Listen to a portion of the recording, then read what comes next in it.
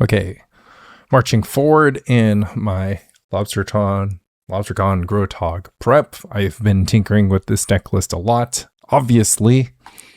And some of my detours through alternatives to accumulated knowledge have not really panned out. And on a theoretical basis, I think that you can make a strong argument for maximizing card draw. So here I'm playing 20 straight card draw spells. I have a Cephalid Colosseum, and of course Ice sometimes draws a card. 23 card draw spells in your deck. It seems insane. It seems like, oh, you're going to be spending all your mana on card draw. And my answer to that is it's fine, because the other cards that you have are like Swords of Plowshares and Counterspells and creatures. So it's like, this is just a Dreadnought deck. Like a Dreadnought deck that can block creatures on the battlefield, right? So if your opponent is just playing a bunch of goblins, I can deal with the goblins. And post sideboard, I'm a goblin control deck, right? If my opponent is playing lots of elves, I can kill the elves. So yeah, that's the idea. You do sort of have to play 20 lands, right? So you don't get to be Dreadnought, you don't get to run 16 or 17 lands. That is definitely a major downside to this deck. But the upside is, in order for me to put something on the battlefield, I only have to invest one card. Other than that, the fancy stuff, the Meddling Mages, the Armageddons, the main deck, Ray of Revelation, I've just decided against to make this starting deck very streamlined, very about what it's about. Just kind of have a little bit of interaction, put a creature into play, win the game, and then worry about what my opponent's doing with the sideboard. Put the blessings back in the sideboard, decided that I wanted blessing to be my long game plan against long game decks. I do like mana control, but I don't know. The problem with mana control is that Sabo's Web and Armageddon are just sort of like, don't have the kind of coverage that I would need. Like, I like Sabo's Web against Moneyball Black and Landstill. Armageddon's good Landstill. I kind of like Armageddon against Replenish. I could see Armageddon in this Duress slot or the Gaia's Blessing slots, but then I have absolutely no answers to Brain Freeze, right? So Duress and Gaia's Blessing are actually my means of answering Brain Freeze. And I like the idea of having Duress because it's just like a different kind of card. A lot of decks have like Defense Grid type, Xantid Swarm type, anti-counterspell stuff. So Duress can help throw them off guard. But yeah, you're kind of like in a tough spot. You're trying to balance having Duress, having Meddling Mage, having Armageddon. These are all sort of like different angles of ways that you can approach the game, ways that you can approach improving your plan against your opponent's game plan. I haven't figured out the full download on it. I might even go so far as to reduce the amount of Hydroblast in the deck. Hydroblast, of course, crucial against red decks, but super awkward everywhere else. And if my read is that one, I actually have been beating Burn in like a lot of game ones. And if I beat them game one, they don't change too much game two. Hydroblast, of course, the best thing it can do is defend against Pyroblast on my Psychatog, but that sometimes just is what it is. The rest of the time, you can sort of patch together by having Pyroclasm, Swords of Plowshares, and Counterspell. Counterspell is, of course, a lot worse than Hydroblast, but if it means that I can fit more stuff into my sideboard, it might be worth considering. So could be some crazy thing I do to my deck in the last hour if I have the read that Burn isn't really a thing. So yeah, we're going to jump into some games.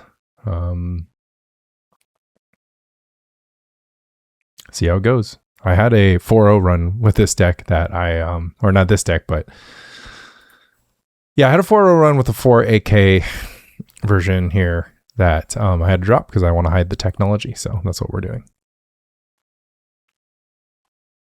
All right, jumping into it. Not going to trophy race. Don't want to leak the tech. So running some 4-0 drops today. It's kind of a shame because you get the most competitive match when you're 4-0. They try to pair you with somebody else who's 4-0, so that's kind of like the best testing. So I could like play the 4-0 match and concede towards the end, or actually just lose fair and square. But I wanted to make changes to the deck and use my time most efficiently. Okie dokie. A little bit loosey-goosey, but I have a play for turns 1, 2, and 3 in the mirror match. Okay, and now it's the best hand I've ever seen. Boop, doop, doop, doop, doop. Sleight of hand. We're going to take an opt. Just in case our opponent is up to no good with this City of Brass Forest. All right, it's the survival opt deck. All right, this is going to be a race then. They don't have a lot of speed right now. But, so no turn 1 accelerator is good news for me. But I'm on the draw, which is bad news for me.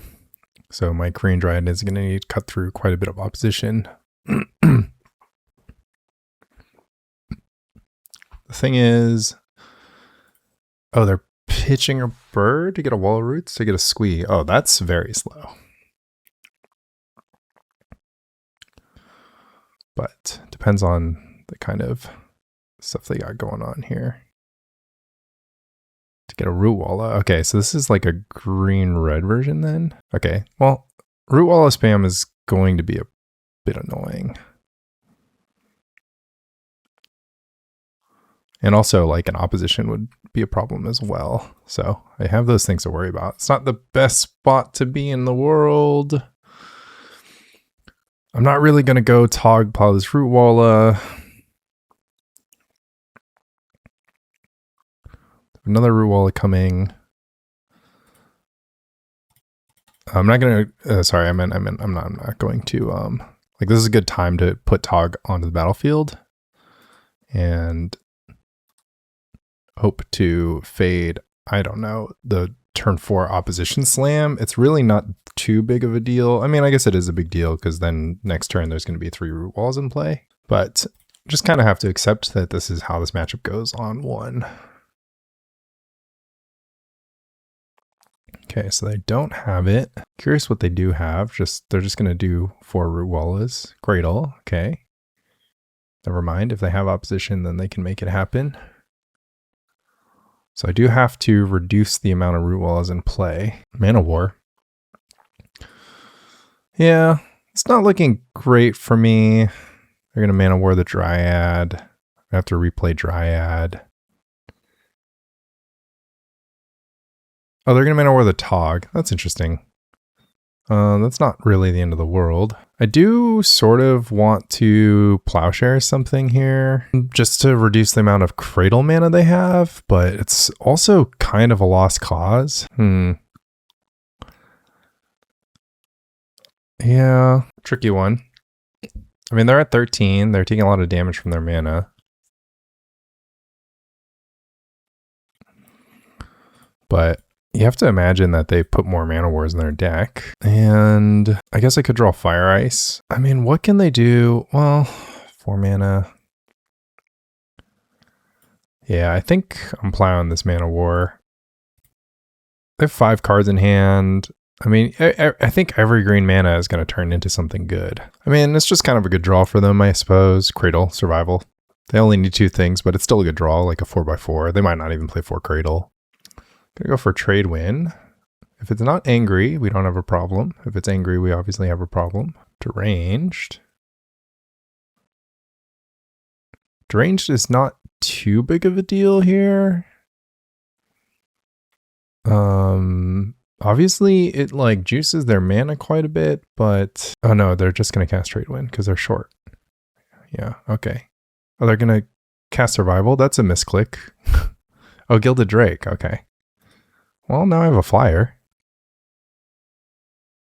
And they keep grabbing the Psychatog, which I don't know. I mean, I guess the Psychatog is kind of a cool engine. I have to imagine that I'm a lot farther ahead here than I should be. Can't really afford to pay 2 into an AK right now.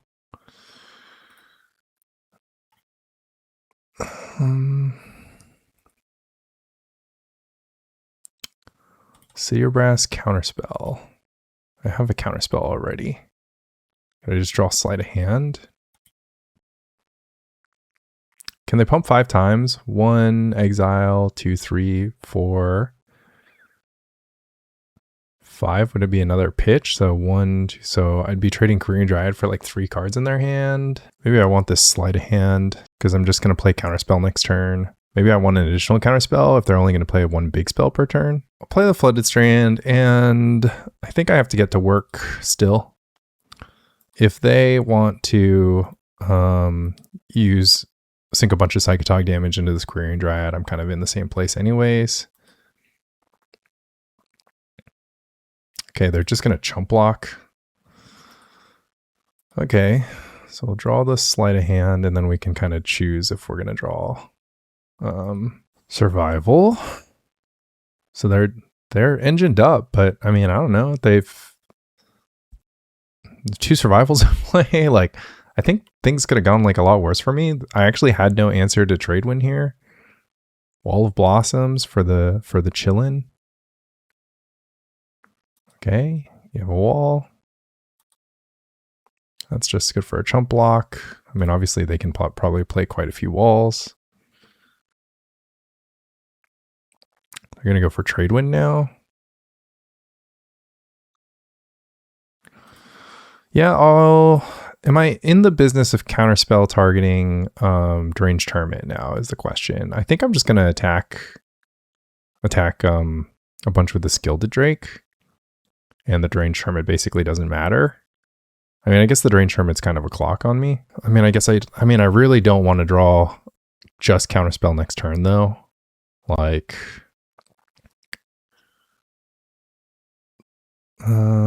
if I draw Fire Ice, it's kind of good 1, 2. They have 5 non. Yeah, I kind of have to draw the Counterspell, though. I feel like if they just grabbed my Dryad, I mean, I don't know. I feel like they didn't really optimize here. We'll go ahead and crack. I don't want to look at this land again with my Sleight of Hand. At 13, I still think I have to be worried about life total so much. I think I might slam a Fire Ice if I see it. No, I had to look at a land anyways. Take the Gemstone Mine. Go ahead and play the Gemstone Mine. Send in some big boys. And I've survived the survival for much longer than I would have expected. I mean, I'm also flooded, right? I drew 6, 7, 8 lands. Yeah, I've drawn 8 and 8 when my deck is a 2-to-1 ratio. So, but I did know that, and I kind of wanted to shuffle this Counterspell to get a fresh draw. Like, countering Deranged Hermit just isn't going to get me anywhere, but I sort of just need to for tempo, right? Because they just like produce way too much mana. Masticore. I guess I have to counter this. Imagine I had main deck Pyroclasm, huh? White. Natural Order? Okay. Probably just gets deranged, right? I'm literally taller than a Verdant Force. Although Verdant Force is infinite block, so whatever you're going to do. Alright, well, I could Fire Ice the Sapperling and force a block. I do need to draw Fire Ice for that to happen. This is also, funnily enough, a game where Get-In would have helped me tremendously, right? Counterspell, Portent, Quirion Dryad. I think that has to be a shuffle. Yeah. I mean, the cool thing here is that they're dead to Fire Ice. I guess they can somehow get back a Trade Wind Rider. I also could have considered attacking with the Dryad just to kill a Sapperling token, but I don't know. Okay, Portent into Portent. We get some looks. Let's see. Well, they should just get a Bird of Paradise, right? Well, then they're still dead to Fire Ice. Okay. Do they have more than one Bird of Paradise, though? I mean, I can do this all day, right? They have to find the Overwhelm. They literally have every creature out of their deck and 1 trillion mana. Like, okay, they have a Trade Wind Rider. That's going to be good. Although they do have to take damage. So, double fire? Nope. Counterspell right on time. Fire. Okay. Plowshares fire. How does this work? think it's over. Because the problem is I can fire. I guess what I can do is I can ice the City of Brass and then try to draw the last fire. They could also Tradewind Rider their City of Brass in response. I don't think that's a winning play. But I really can't Plowshares anything. Okay. Well, let's see what happens. They do block like that. Okay, let's see if they want to... Well, they can't Gilded Drake. Huh. Okay, let's see what happens. So let's say they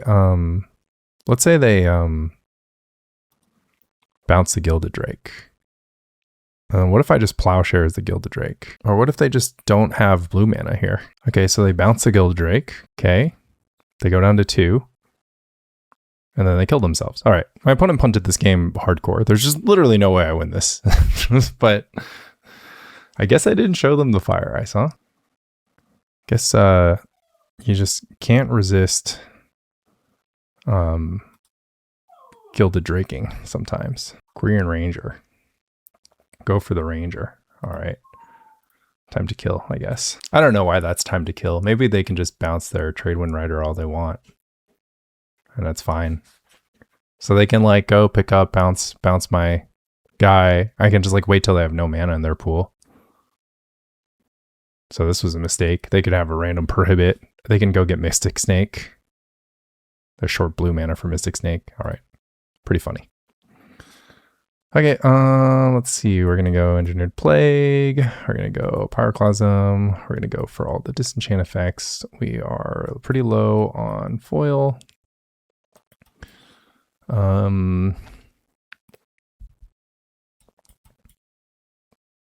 This is also a matchup where Wonder is quite good.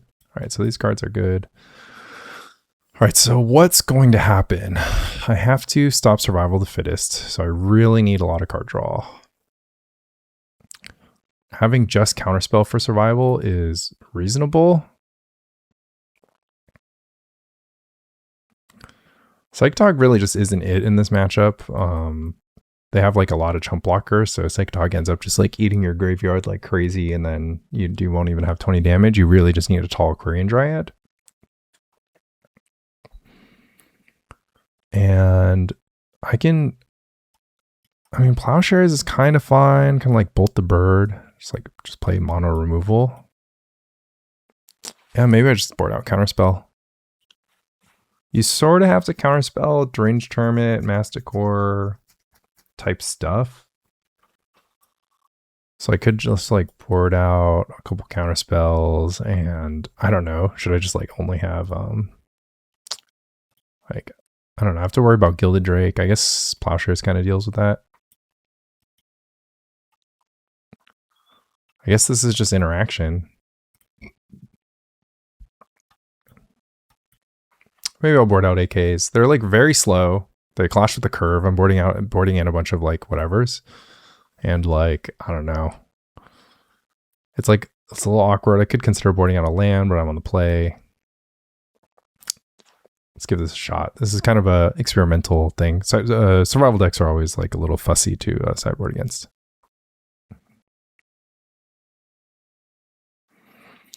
Well, we didn't design our deck with, a trillion cantrips to not keep hands like this.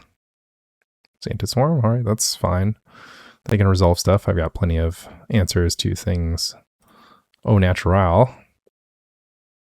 But I will Plowshares it. All right, let's see what we got. If they played Wall of Roots without paying the... All right, so they got plenty of mana. We're going to Sleight. Pyroclasm looks pretty good. Should I just Plowshares this Wall of Roots then? They'll have 3 mana next turn, 4 mana. I think we're just going to hold up Plowshares, because if they play like Tradewind or whatever, like if they play Deranged Hermit, it's kind of funny. And eventually Pyroclasm, like I could wait 2 turns on this Pyroclasm and then get the Wall of Roots for free. All right, I forgot about this. Guess we don't need Counterspell for now. Cool. just playing farther into my Pyroclasm. Okay. Really does feel like I'm going to be in good shape here. All right, should we just take the 4/1 Pyroclasm? They have blue mana up. Kind of just want to play Dryad and then just like Plowshares this Wall of Roots or something, just so that it'll be out of Pyroclasm range. I guess I can just Pyroclasm next turn, or Plowshares next turn with the Dryad, or I can Gush next turn with Dryad. So I'll just get Dryad going.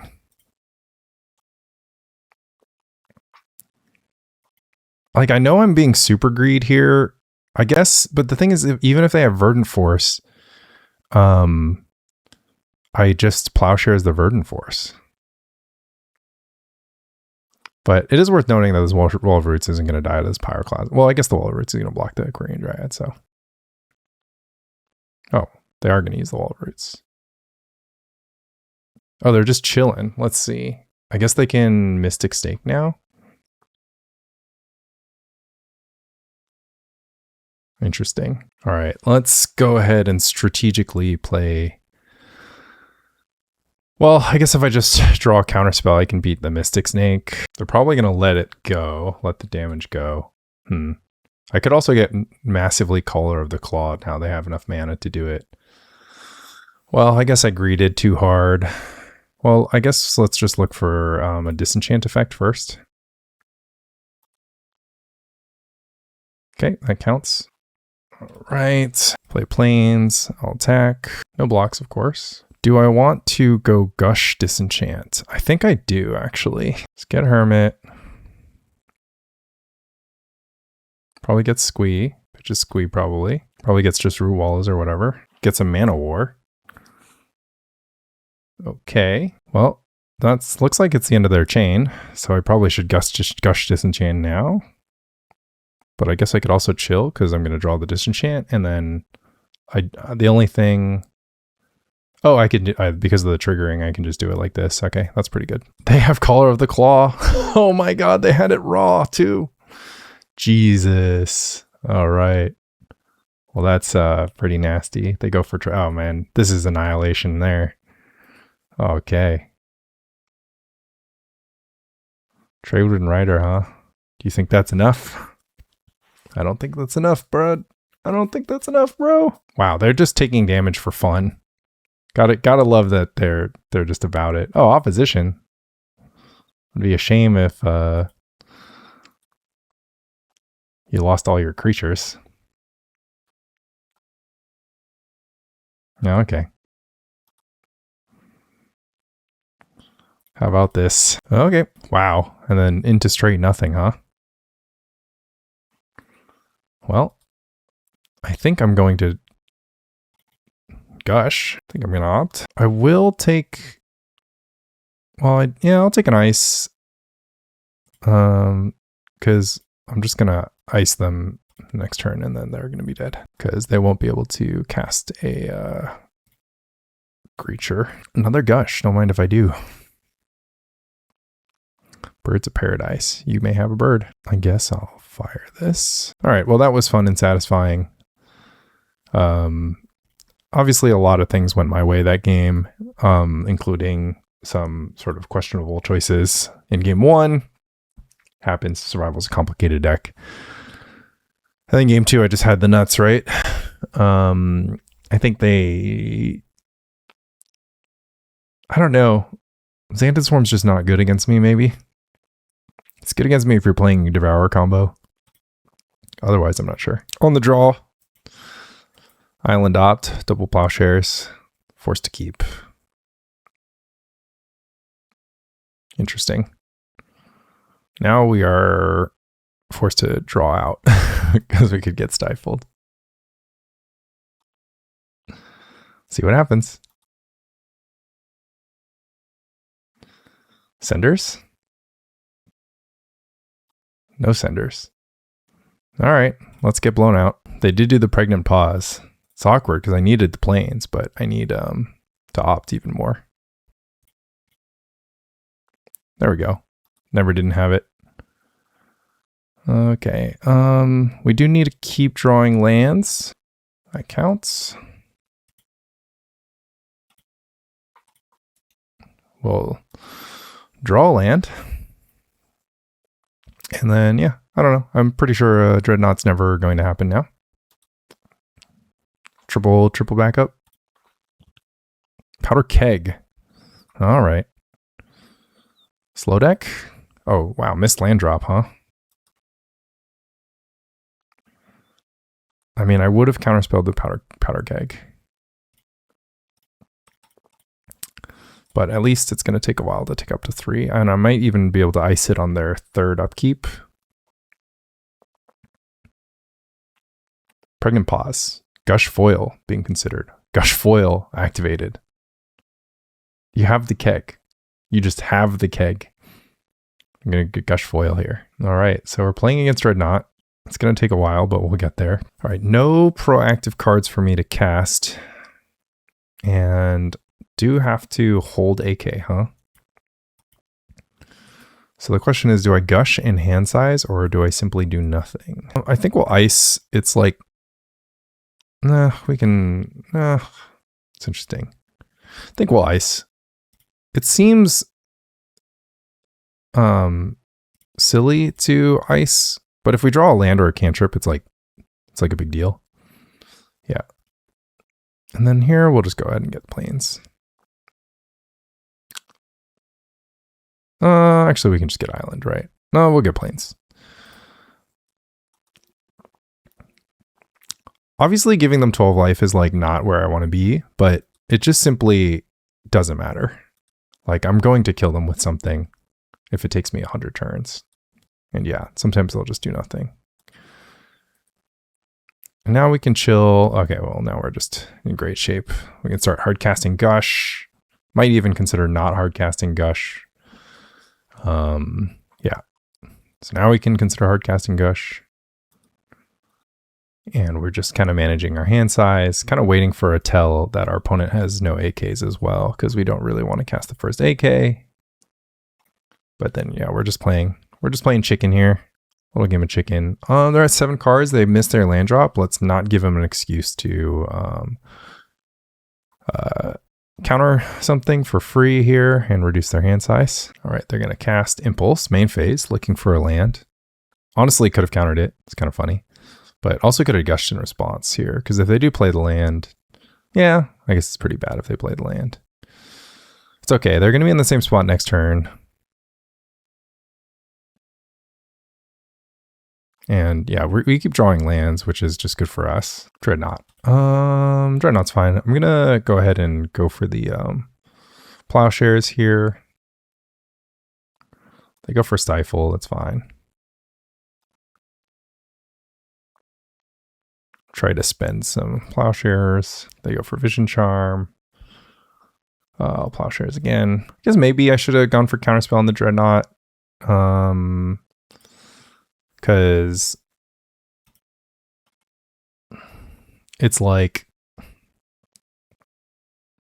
they're going to gain 12 life. I don't really want them to gain 12 life. Misdirection targeting Counterspell. That's fine. I guess I'll Counterspell this. Vision Charm. Guess it wouldn't have mattered. I would have just everything would have happened just in a different order if I went for Counterspell on the Dreadnought. Let's go ahead and take this moment to resolve a Tempo-y Gush, I think. Misdirection main deck does make me feel like they don't have AK. Well, we definitely want a Cephalid Coliseum.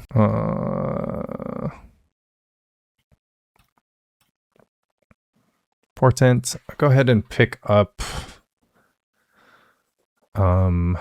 just a Plowshares. Play Flooded Strand. I'm at 15, so unfortunately I'm at close to Dreadnought life total. I guess I can play a Tog to trade with this Powder Keg. It doesn't really make a difference. They're going to go vanilla Counterspell. It's not a big deal.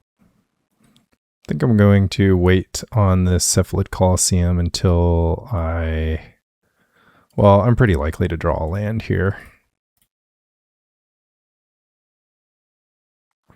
Well, I didn't draw a land. And this Portent's going to go. Guess I could pitch the AK. It's fine.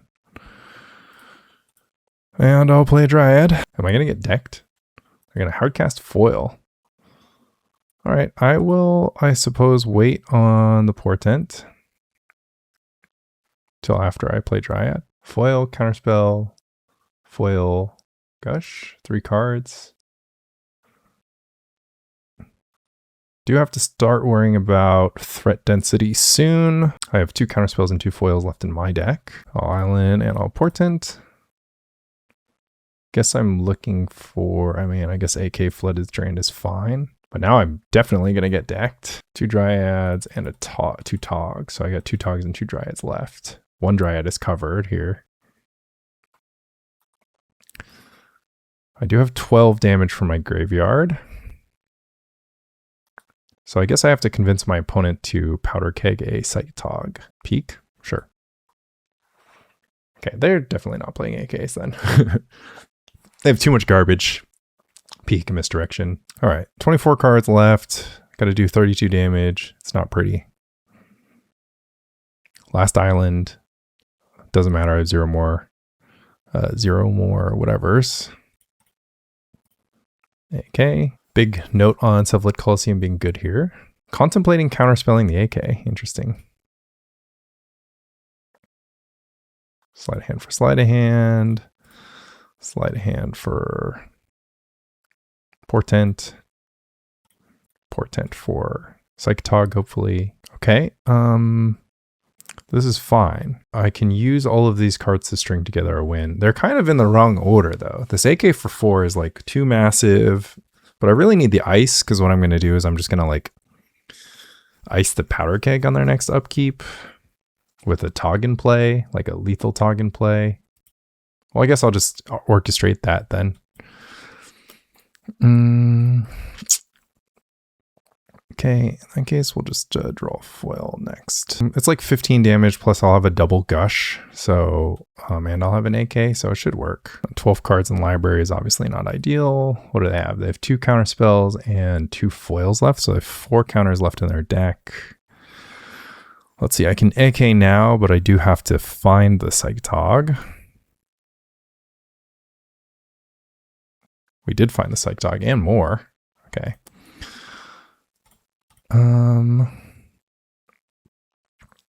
So we'll go for it. Psychatog, black, blue. I think we let this one get countered. Well, no, we can actually counter back. Yeah, we'll counter back. Okay, we go to their upkeep.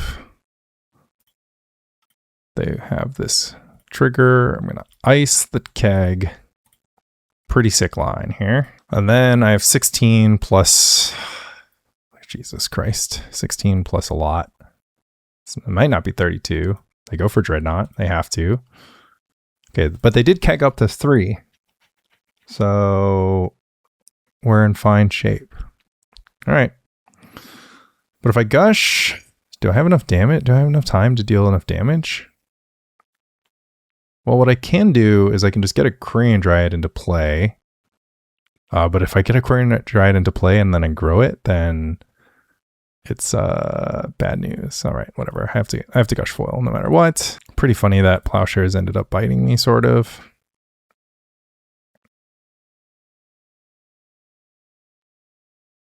All right, is this enough Togo damage? I do have a Dryad.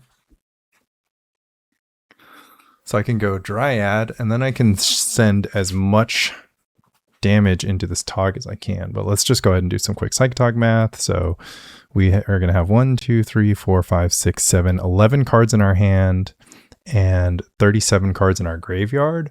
So it's 11 plus 14 is 25. So it's going to be 26 damage. So yeah, we are going to start off with a Dryad and a Sleight of Hand and another Dryad. So we will take the other Dryad, and then we get to play another Dryad. Because our opponent should have never kegged up, basically, is the problem. Or their problem, not my problem. All right, so how much more damage do I get from cards.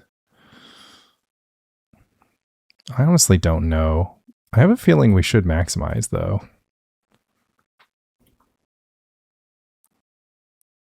I think I'm just going to ship it. And then I guess I need the last foil or counterspell. There's the foil. Oh, there's my homie.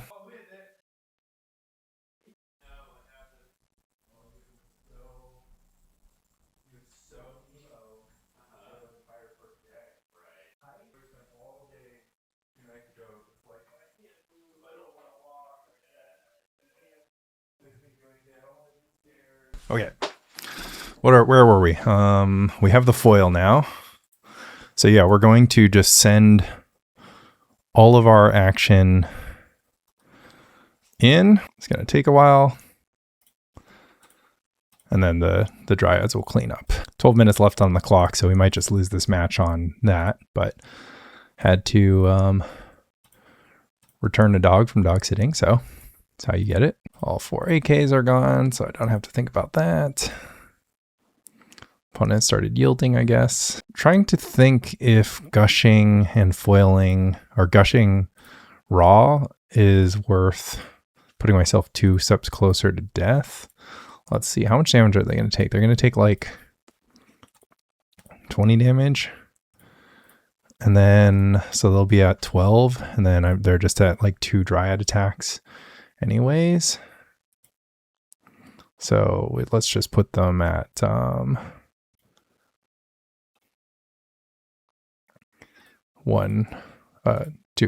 Dryad attacks. Like go for the boomerang counterspell, which would be obviously devastating. Nope, don't have it. All right, pass the turn back to you. No updates for me, dog. Let's see. So does casting all my spells kill them this turn? Because I just need to cast 2 more spells. Well, I have double counterspell backup, so it doesn't matter. Unfortunately, I have to counter all the vision charms, but there's only 1 left. So, okay. They've got a keg still. They can opt. They can literally Dreadnought all they want, of course. Might counter a Gush? No, I can't counter a Gush, right? Because the foil, counterspell. They'd have to have vision charm double counterspell. So vision charm foil. It could be a flash of insight for 1, sure. Flash of insight for a trillion. So I can just counter this flash of insight. So I counter this flash of insight. Then they can, their hand could be like Gush foil, like whatever. But countering this flash of insight, I think, is the same. Because they have to go, now they have to go Island Vision Charm. So they have to go, their hand has to be like Gush foil Vision Charm for countering this to not be right. But like, they can actually make their hand Gush foil Vision Charm. Wait, no, Gush foil Vision Charm doesn't do it. Because, yeah, they would need Gush double foil Vision Charm. I guess I could close that possibility because they could Flash of Insight into the foil. So maybe Counterspell is the same. So now if they go, yeah, Island, and then they go for Vision Charm. Oh, go for it on my upkeep. Boom. Just killing time. Okay, gotta win this one fast, unfortunately. Let's see. How do we do this? We do it like this. Don't really need Fire Ice. Board out 1 Plowshares. I think that makes enough sense. I guess I don't really need a ton of Dryads if I have Gaia's Blessing, because I'll just Blessing the Dryads. I'll also just board out land. I don't know if they're going to go for Fast Tog or Slow Tog. Or Fast Dreadnought or Slow Dreadnought. I think we can make our creatures look like this. We can also board to 61 cards. It's not the end of the world. But I don't know. I don't want to like be Plowshares flooded necessarily. On the draw, maybe I have to have more Plowshares. Maybe I'll just like bias slightly towards, I'll just play an extra Plowshares on the draw. Like it's still, they can still Fast Dreadnought. You can't just like be like, oh, they're never going to try to Fast Dreadnought. Like it happens. Should I just mulligan this because of risk of my fetch lane getting stifled? Like they thought about it that first game. Nah, they didn't do it that first game. So I'm just going to have to assume that they're not going to do it this game. Plus they can always start on Portent. Yeah. Although we do kind of want plains. Yeah, we do kind of want plains. Not sure. See if they go for fast Dreadnought. Well. Opt on them. Oh, that's not good. Yeah, maybe we just mold a one lander. Send it? No send? Gotta send. Thinking about sending. Yeah, there we go. Oh, that's not a send. All right. Well, at least we get the most efficient pitch. Oh, they're gonna miss a land drop. Don't mind that at all. All right. Feels bad, man. Pitch the Psychatog. Guess we don't take the 3 liquors. Oh, Dreadnought's here. All Stifle's here. Gold source into win would be hilarious. Gotta opt. Don't want Plowshares, want land. I said I don't want Plowshares. All right, let's go ahead and pitch this Counterspell. Guess I could have imagined a world in which, I don't know. I think we're just dead. Yeah, okay, let's save our time actually, because that's interesting. All right, we're on the draw here. I mean, they did seem to be more of a Dreadnought vibe. Okay, I mean, obviously we need to land that last game, but I'm still going to trim a land.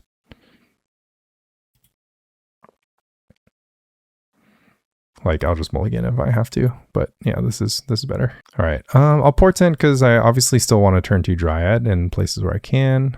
Willing to go Counterspell. Yeah, 3 Gushes is a few too many. I do want my first Counterspell, so I can just opt the Gush away. That's fine. So draw Counterspell, opt the Gush down. See what they go for it. They don't go for it. They're thinking about it. Maybe they're doing bluff timing. Opt away the Gush. Sleight of Hand. Don't mind it. Although I just want lands. Oh, I have lands now. All right. Can afford to greed the Sleight of Hand or greed the Portent. I think. Looking for a fetch land. Other Portent's fine. Go for Dreadnought. I'm gonna raw dog the Counterspell here because I don't have a Plowshares. Gush foil. Well, it's pretty good. It might be cooked. I do have 4 Plowshares that I get 6 looks at, or I can go gush into looking. Oh, they go thwart? Whoa, thwart is pretty good if they have foil, I suppose. But they're not even gonna have the vision charm option on their next upkeep. That's intense. Okay. They can't even daze. I have to imagine they have foil though. Portent. That's not an answer. Portent again. Disenchant will have to do. Do I want to draw Quirion Dryad after disenchanting? Probably not. I kind of have to assume that they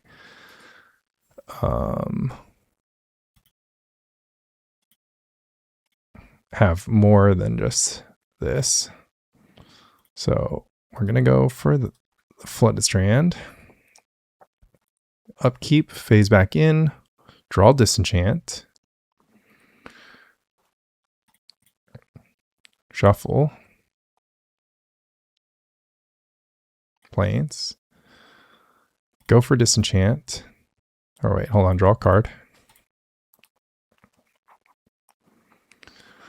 Gaia's Blessing, disenchant. They have to have foil here, right?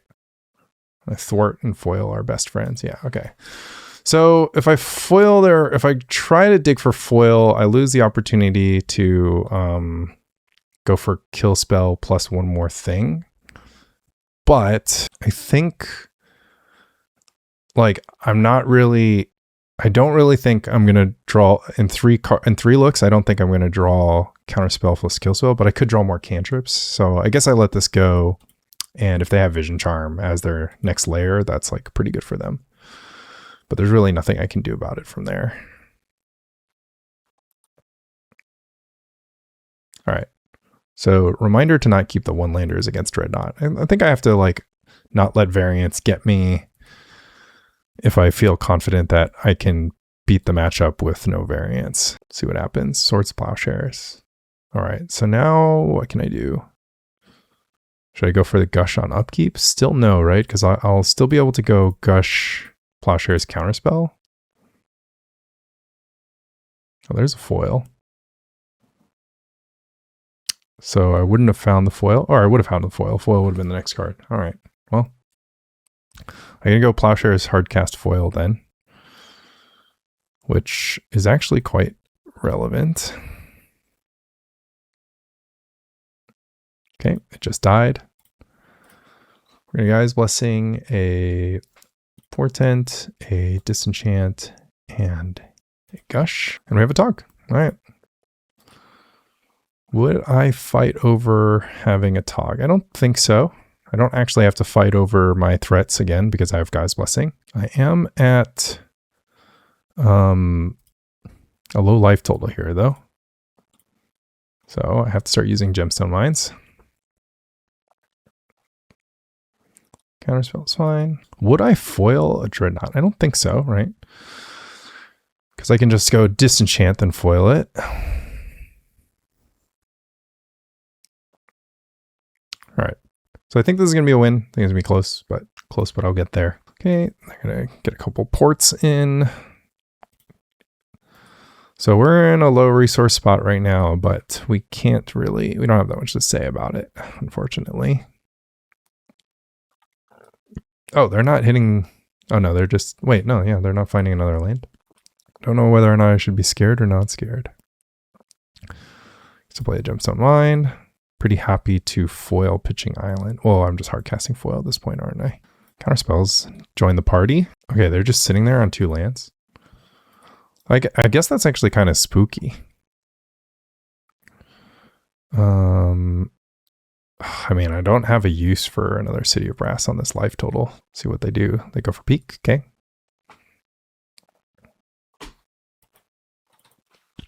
Now that you know what I'm working with, are you going to do what? Try to play Dreadnought? Like I have card draw in my hand, so.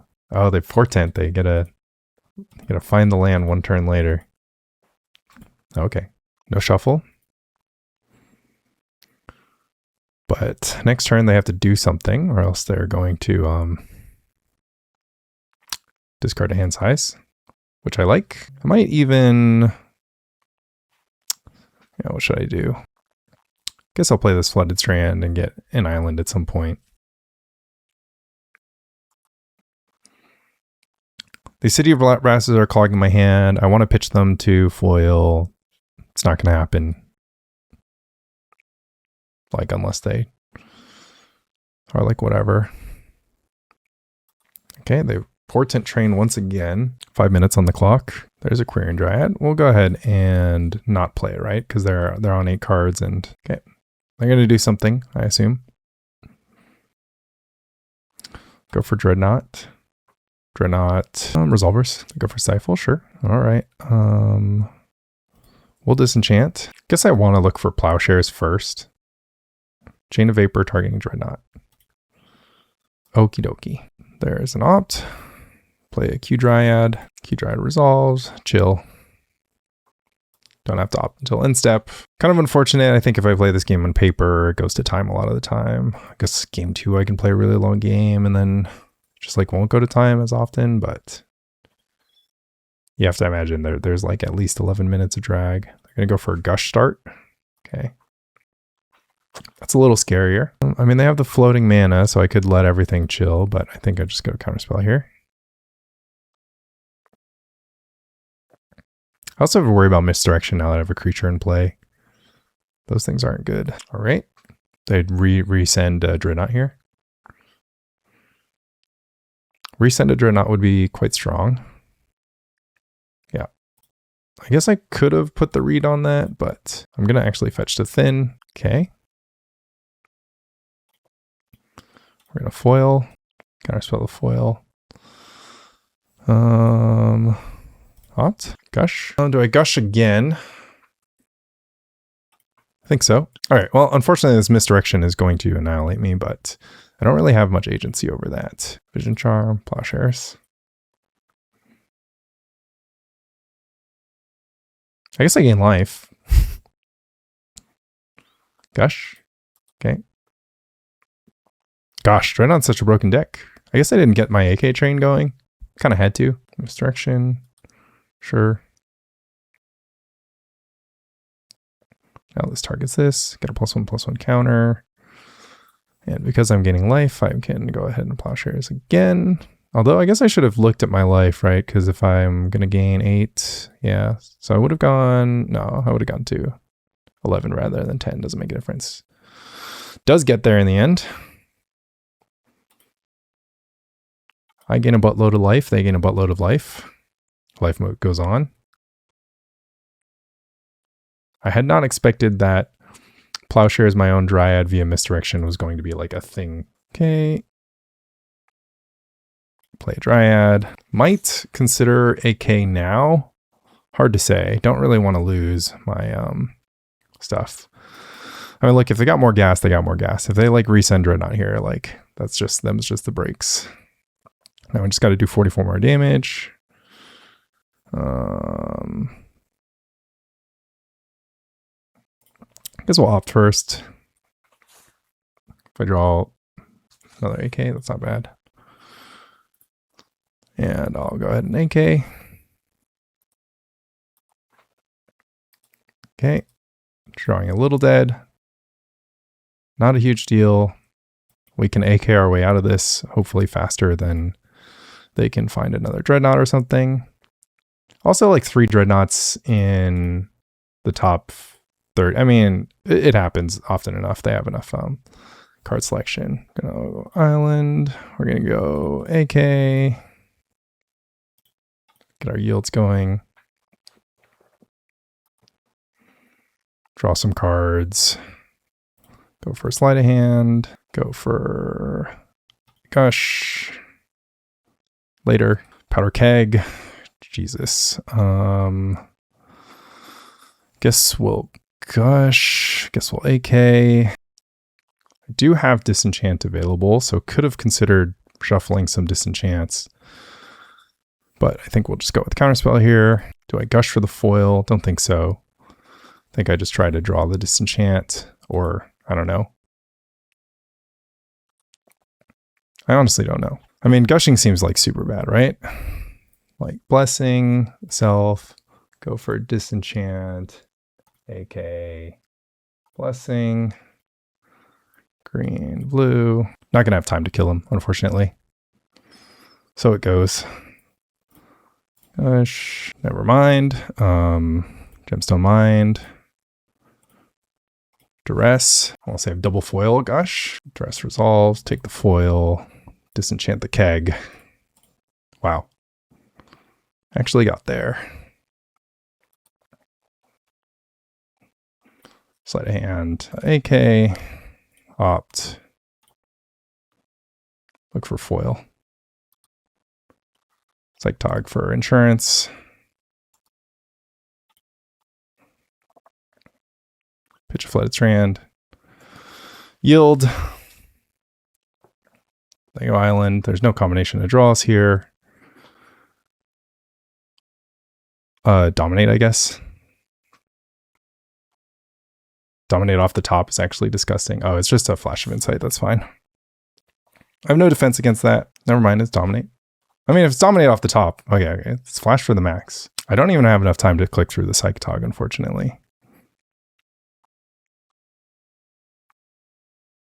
It's fine. I mean, this is a testing game. I think we count this as a win or a draw. That was a sick Duress, though. The one of. Pretty crucial. Actually wouldn't have won against that. Well, I guess I would have won because I would have gotten Psychatog in for 24. 3 seconds to attack. Pitch of Gemstone Mine. Takes forever. Oh, the Flash of Insight without clicking anything. But doesn't matter. They would have had to have double Chain of Vapor, which they've already used one. Vision Charm. I win. Okie dokie. Well, we're good against Dreadnought, but it's not easy, obviously. And it's actually funny, guys, Blessing is good no matter if they have Brain Freeze or not.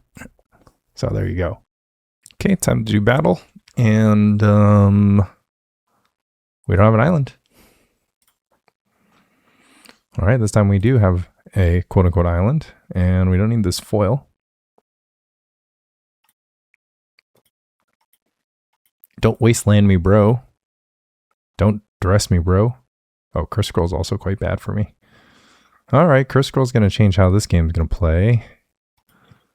Yeah, we'll... Oh, actually, if I draw double island, it's good. It's like the one thing about Opt versus Sleight of Hand is that you...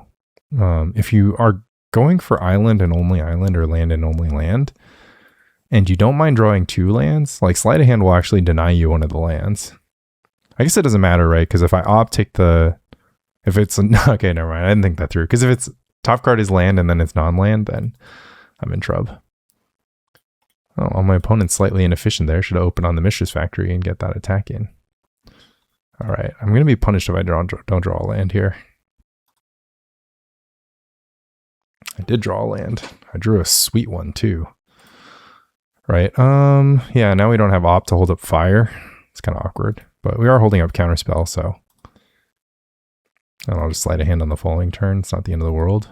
I can also consider holding up Plowshares. Turn 3 is kind of a... Well, no, I mean, I could just fire a hippie. Yeah, I should have got that Sleight of Hand in. Although, I don't know, I can combo. Cool. Therapy is fine. 2 answers for Mistress Factory. They name Swords of Plowshares. All right. Yeah. It's fine.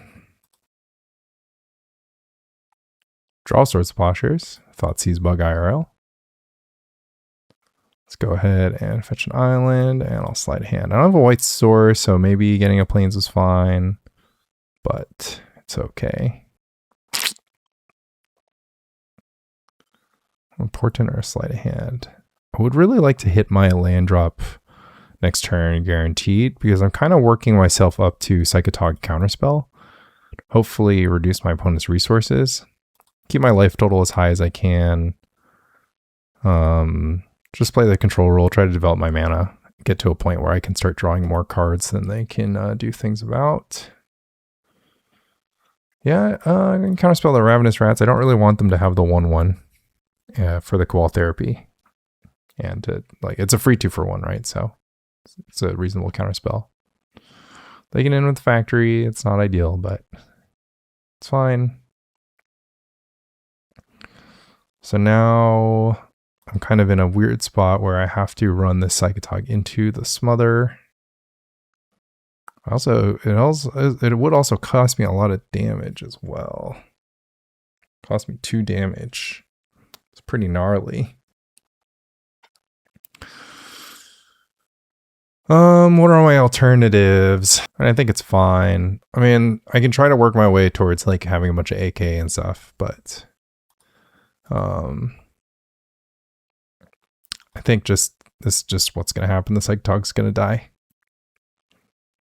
Innocent Blood. It's a spicy one for a deck that tends to have material in play. Factory. On the Brawl. Give it Yield Plowshares. Alright, so is my opponent just sitting on value? Question mark. Sleight of Hand. Take the AK. So I'm gonna chill. I'm taking a lot of damage from my lands though. No, I'm gonna play the plains. It's gonna end up saving me like a lot of Cephalid damage. I want to pitch it to Cephalid as well, but realizing a little bit of tension here, I guess. Rats. Let's see. Rats is fine. Let's pitch AK. They know about the fire, but it's not a big deal. Island. I really want to find a Gush, obviously. I think we'll play this island, and we might end up firing the rats. We might end up icing the rats. We'll see. I don't think they're going to have another rats. Should I take 1 damage? I think every damage matters. I think let's go ahead and ice the rats. We're in a spot where we need to that's a pretty nice draw. Go for the Duress here. Funeral Charm. All right. Funeral Charm is a good card.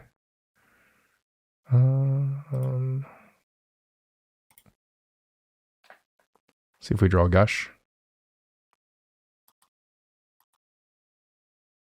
Okay. Drew City of Brass. They're going to go for another Funeral Charm. Opt. Okay. AK. That's how you do it. That is how you do it. Okay, Tog and Counterspell. Am I going to lose a race? 5 turns, 22. Try to Tog with Counterspell up. Try to Cephalid Coliseum. Could just Cephalid Coliseum, take 1 more damage, go to 9. It's really hard to deal 22 damage with the Psychatog. I do have to like find a Gush. I have 3 cards in hand. I've just used up all my mana this turn, so I don't really think I can Cephalid Coliseum here. Yeah.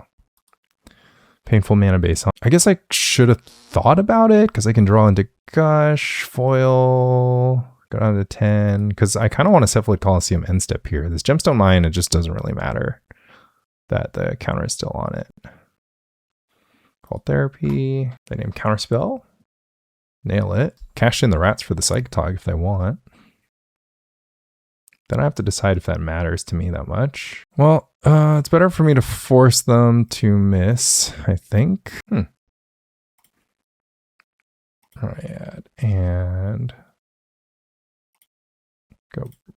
I don't think they're going to play a 1-mana creature here. And I have 2 Dryads. I have to try to hope they miss here. Yeah, AK thought they named the 4th AK. This is the thing. Like, I need practice against people who are going to, like, I mean, I guess they lose on the, I mean, I don't know. It seems so bad. Like, it really doesn't seem good to name AK there. Draw step, funeral, like, what's happening? I don't know. I don't know. I mean, I shouldn't be overly critical, obviously, but it really doesn't look good to me to name AK there. There's only 1 left. Obviously, they would lose the game on the spot, but like I had 3 looks. I don't know. I mean, it can't be too critical, but it just doesn't feel like the winner. Let's see. They could Funeral Charm one of these Quirion Dryads, which would be pretty sick. Funeral Charm, and then if I don't draw a spell, I didn't draw a spell. If I don't draw a spell, they can curse scroll them down. It looks like they're not in that world, so I should just be happy. Very interesting game so far. They've had no pressure. They have Innocent Blood, so they could just be like, I don't know, a weird controlling version of this deck. Everybody likes to play mono black with their own flavor of shenanigans. This is probably a 0 dark ritual, right? Also, the fact that they're out of removal is pretty surprising to me. Like, they've had a few cards in hand for the whole game, and they really do want to get cards out of their hand. They would have used Funeral Charm already. I'm not really sure what's going on in this game. They have the rack. Okay. So they're actually the aggressive version. I don't know that the aggressive version played this. It's in blood. Okay. Oh, they should ritual curse scroll on me. Rack does nothing here. We can go island. Yeah, we're gonna Gush. We need to get some damage in, and like, I don't know, there's a rack in play. It really doesn't matter. They can't Cabal Therapy island. Okay, wow. Well, we have 7 cards in hand. And I will foil any removal spells. I think it's that necessary here because we're racing. I mean, they don't have Chain of Smog, so yeah, this rack looks horrible here. One of the I mean, I guess if your deck's not aggressive, then it's not aggressive. I have to counter all creatures too, maybe? Given the current setup I have? Hard to say. Feels like I have to focus on removal spells. Pox. That's pretty funny. Well, obviously I can't let that resolve. Okay. Feel like we might have played against this person already, which is interesting. All right. Top deck war. Should I play the island? I think so. I think playing the island is fine here, and then I'll just hold off the second one until I draw a Gush, because I'm only going to be casting one spell a turn. I can cast the one spell in my hand. But yeah, it looks like they don't play creatures other than Ravenous Rats. Which makes me wonder if I should like smother my Quirion Dryad. They have Mishra's Factory, obviously. Okay, there's the Gush. That's pretty broken. Portent them, I think, but only after... If I go down to 7, does it matter? It doesn't matter, right? Because if I get Pox, I want to sacrifice a Quirion Dryad that's little, not a Quirion Dryad that's big. And also, if I get Innocent Blooded, I want to sacrifice a Quirion Dryad that's little. Oh, right, this one just gets Cursed Scrolled. Not too big of a deal. It's like just 1G gain 2 life. Should have thought of that though. Could have like held the Dryad, wait until I could play 2 spells while they're tapped out or something, or just hold it in my hand for the rack. Just trading it for free. They weren't going to use their mana this turn except for just Cursed Scroll face. I don't know. The gain life is kind of relevant though. I'm at 7. It could just like save me a turn cycle. Oh, they have Swamp in hand, which is great news. And then we could lock them out. Yeah, we will lock them out. All right. And cool.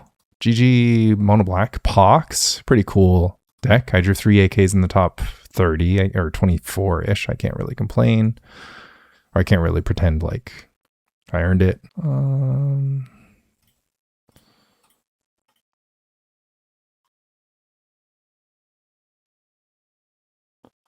Okie dokie. Whatever. Get in. Opponent goes through the motions. I guess I was like 2 turn cycles. I kind of knew that was going to work out. So even if I had saved the life, but also they would just die to the Quirion Dryad 1 turn faster. All right, what's going to happen here? I kind of want Disenchant. I have to play 1 creature at a time. Counter Magic's pretty bad. Sword Splasher is like kind of bad.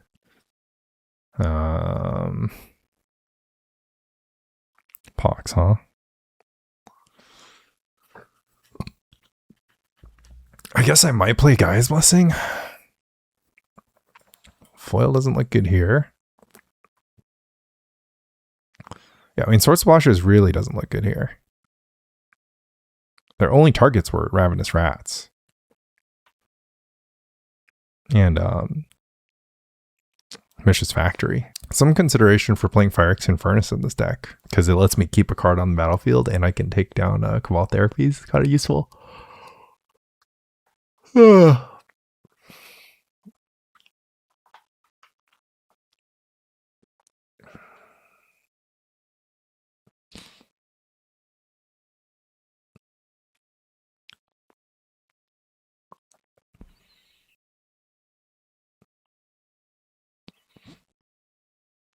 Pox, huh? I mean, Pox is a spell that I want to counterspell, honestly. And if they're just going to like Innocent Blood Ravenous Rats, it really makes me think that they don't have any creatures. And I could even play this Duress, because they'll just sit on their Innocent Bloods until I play creatures. So it's like more likely that I can Duress a removal spell. Pretty unique deck. Hard to think about the implications. Engineer Plague naming Rat would also be like kind of funny. Or Assembly Worker. Honestly, I could do that. It might save me a lot of time. Well, this would be a hand. It actually wouldn't be. Oh, the other thing I can look into testing is a... okay, well, this is unfortunate, but can't mulligan twice. The other thing that's kind of funny is... well, not funny, but I was thinking about trimming a Gush. Look through some tape and try to figure out if Gush has ever been... a liability for me. That was a perfect sleight of hand. Wow. Have you ever seen a sleight of hand that good? Scratch. Pitch. I might actually pitch Psychatog here. I don't think so. Oh, it's so hard to choose. I mean, they don't have Cabal Therapy. Well, they just didn't go for Cabal Therapy early. I think I have to, like, actually try and be conservative. Oh, there's a AK. Instant regret. Rats gets in. Black for Duress. You may Duress. Probably takes the Gush. What I mean, probably takes the Gush. Of course they take the Gush. Rats? Okay. That's a deal to me, brother. Accumulate knowledge. And I think it's a Psychatog for good measure.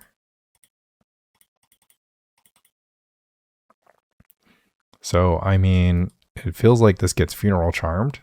And then they do have Wasteland.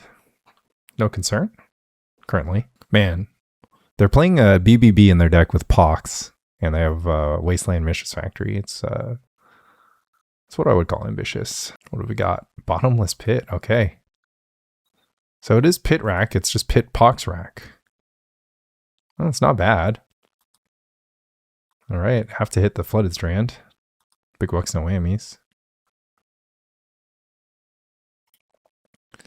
Guess this is a bit of a standoff here. But soon they're going to have no cards in their hand. And we're at a standstill, so they really need to find the rack quickly. It doesn't make a difference. Oh, I guess I should have just pitched a Tog. Innocent Blood? Innocent Blood would be good. Bottomless Pit is definitely better against blue decks. I wonder if Moneyball can just play Bottomless Pit in the sideboard. So thinking back to that therapy from last game, it's just like, should I, like, what? I don't think you would name AK. I think AK is just like, you just gotta hope your opponent isn't that lucky, right? So where do you go from there? Like, I think Gush is a fine name. Obviously, I drew the Gush. I think Quirion Dryad would be an insane name. They didn't know at that point if I was the Quirion Dryad deck or not. They're thinking about just lobbing the Duress, and I would have lobbed it, but they're like, oh, they would have cast a spell if they drew it. All right, here's the Innocent Blood. All right, here's the Ravenous Rats. All right, Engineered Plague Naming Rats. Here we come. It's going to be value. All right, who's better at playing off the top of their deck? I've got AKs and Gushes, and you've got Pox that you can't cast right now, and Ravenous Rats and Duress and Cabal Therapy. Like, how do you design this deck? You like, I just have to get Rack into play. At some point in your Bottomless Pit discards more of your own cards than your opponent sometimes. Yeah, this is nice. Soon I can start getting attacks in with my Tog, because my Quirion Dryad will be able to block. Here we go, here we go. Curse Scroll. Okay, now we're talking. Now we're talking. Now things are getting spicy. Draw spell. Counterspell. No. Oh, that's gross. All right.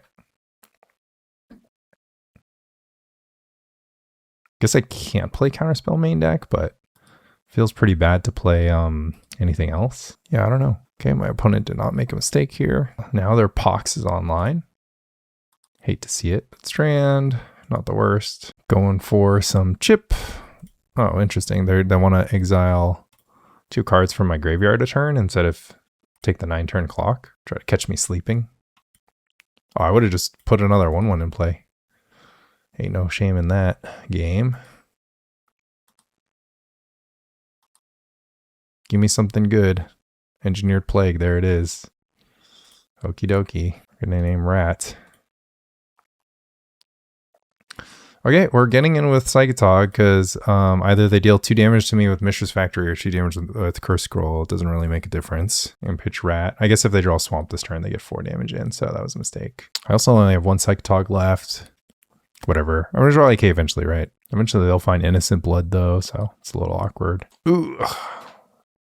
So my next Psychatog, I won't draw it, but I mean, I feel like I have to play this here. It's really hard to say. I mean, I think this is fine. It's like not the best, but I'm only drawing into 3 Quirion Dryads and 1 Psychatog. I need to draw those before I draw my first City of Brass. All right, well, I mean, I guess it's a good thing I played the Engineer Plague. And again, AKs, Gushes, all great draws here. Let's try to find something. Disenchant. Disenchant, opt, Quirion Dryad. Disenchant, opt, shuffle, Quirion Dryad. So, yeah. Take the disenchant, no shuffle. Pass the turn. Draw off Portent. Disenchant the curse scroll before they can cash it. Then draw an opt. Okay, draw the opt.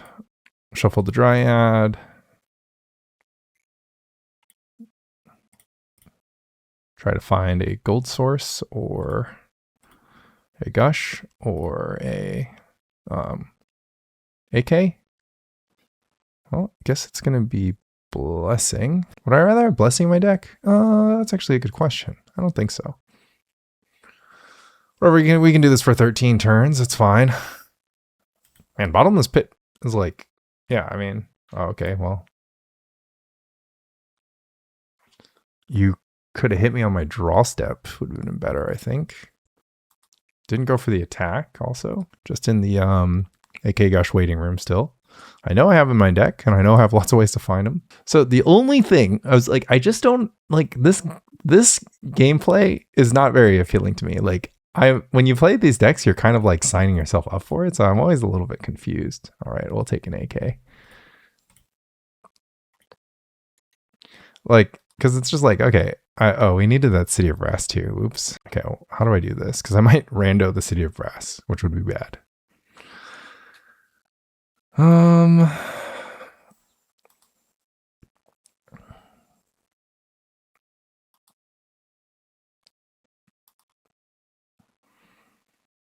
guess it's, oh,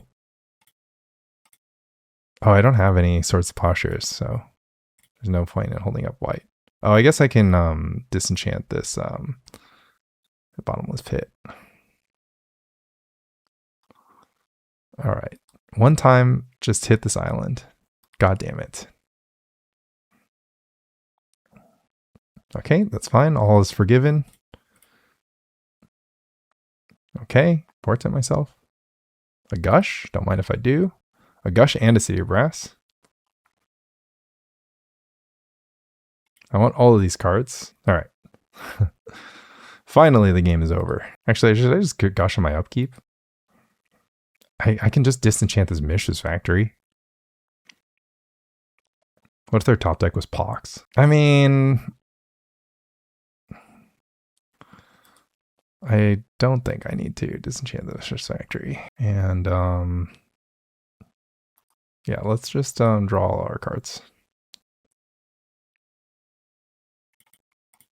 Gush. Get this Gemstone. I think I might go Gemstone first. Well, let's go ahead and Sleight of Hand first. Guy's Blessing, there it is. Okay. But we want Counterspell, don't we? Yeah, we want Counterspell. Look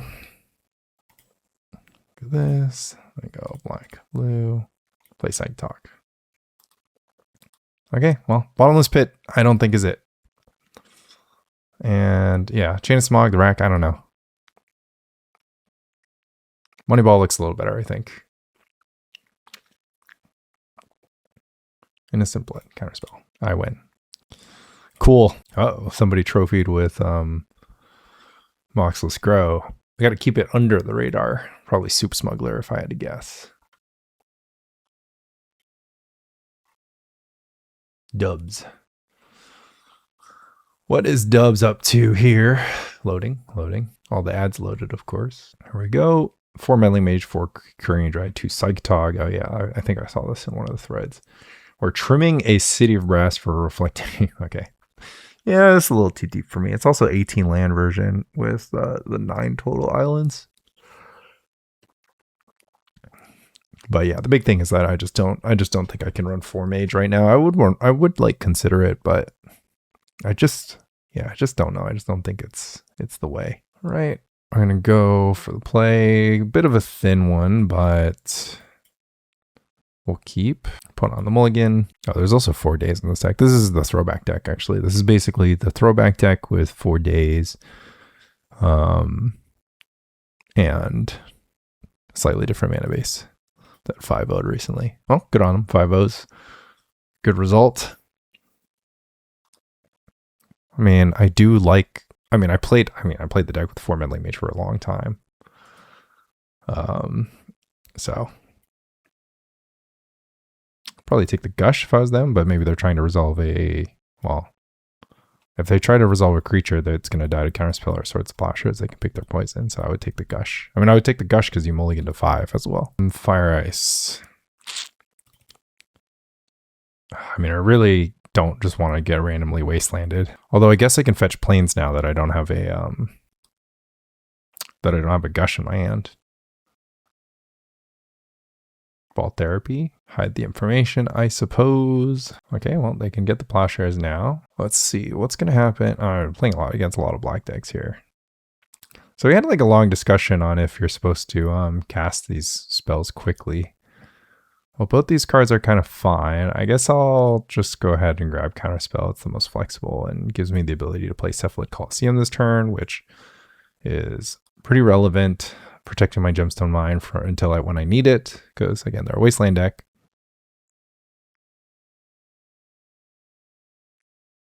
So Wither Wretch.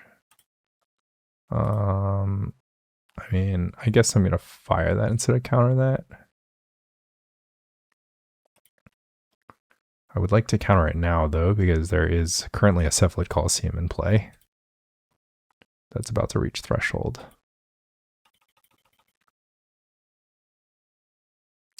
Guess there's nothing I can't fire besides Swampman and Tuco Shade next turn. Although I need a Counterspell, a Curse Scroll.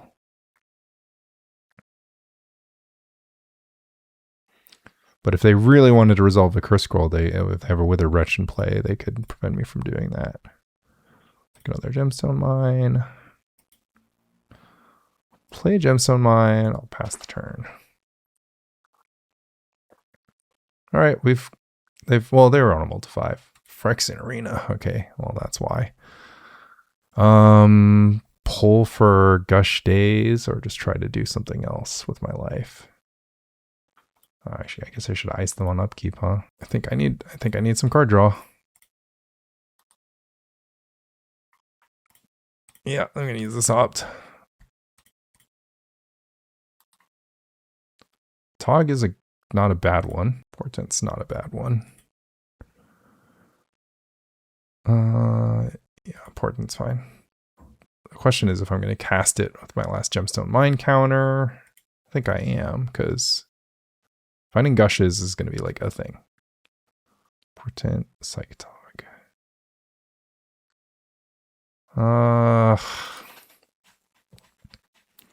What's the plan? I have to get a Dryad and a Gush, but I also need a Psychatog to stick around. So I guess I've got a Cephalid Colosseum in play, so I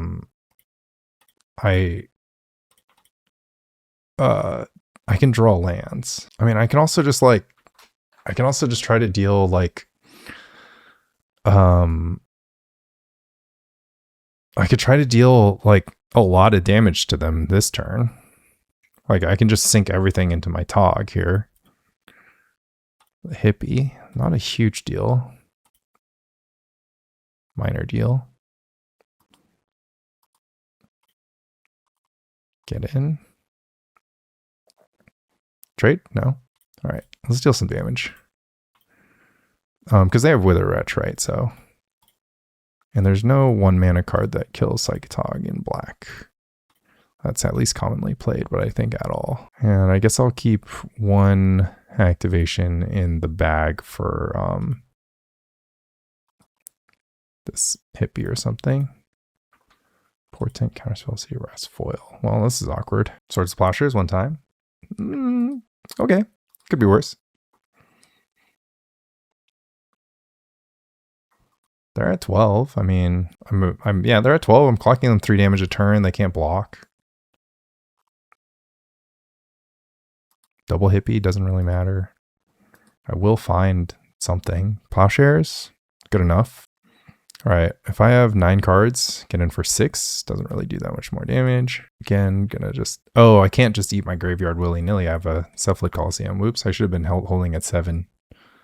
My bad. It's okay though. I can pretty quickly achieve threshold if I draw Gush, right? I mean, it doesn't matter if I draw Gush, they're dead. Maybe I should have pushed the maximum damage. Hard to say. I mean, it's not good that I gave him 2 life with the Plowshares, but what are you going to do? Like, you just have to try to win. Smother. Okay. Word to your smother, as they say. Oh, I could have... Oh, I still can. Well, no, it doesn't work. Oh, maybe I should have done 3 more. No, because they have a 5-turn clock on me. I don't know. Let's see if they're completely drawn dead. They have completely drawn dead, actually. So they're dead, maybe? So we go Sleight of Hand. Grab a Tog. Do we just play a Tog? I think so, right? Grab a Tog. Can we do 6? We can do 1, 2, 3, 4. I mean, we're going to try to kill them. Well, that's a shame. Okay, well, glad we won that one, I guess. I mean, they flooded out, but their deck also always floods out. They're a, you know, their deck that always floods out. Yeah, interesting stuff. All right, so we got Pyroclasm. We're gonna do away with the foils and the counterspells. And we do like Ray of Revelation and Disenchant here. And we actually like Gaia's Blessing too. Counterboarding, similar to last time. Guess we don't love Gaia's Blessing.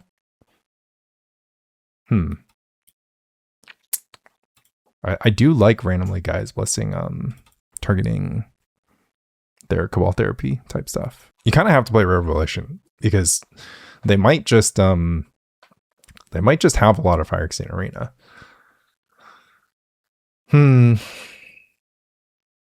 Blessing, huh?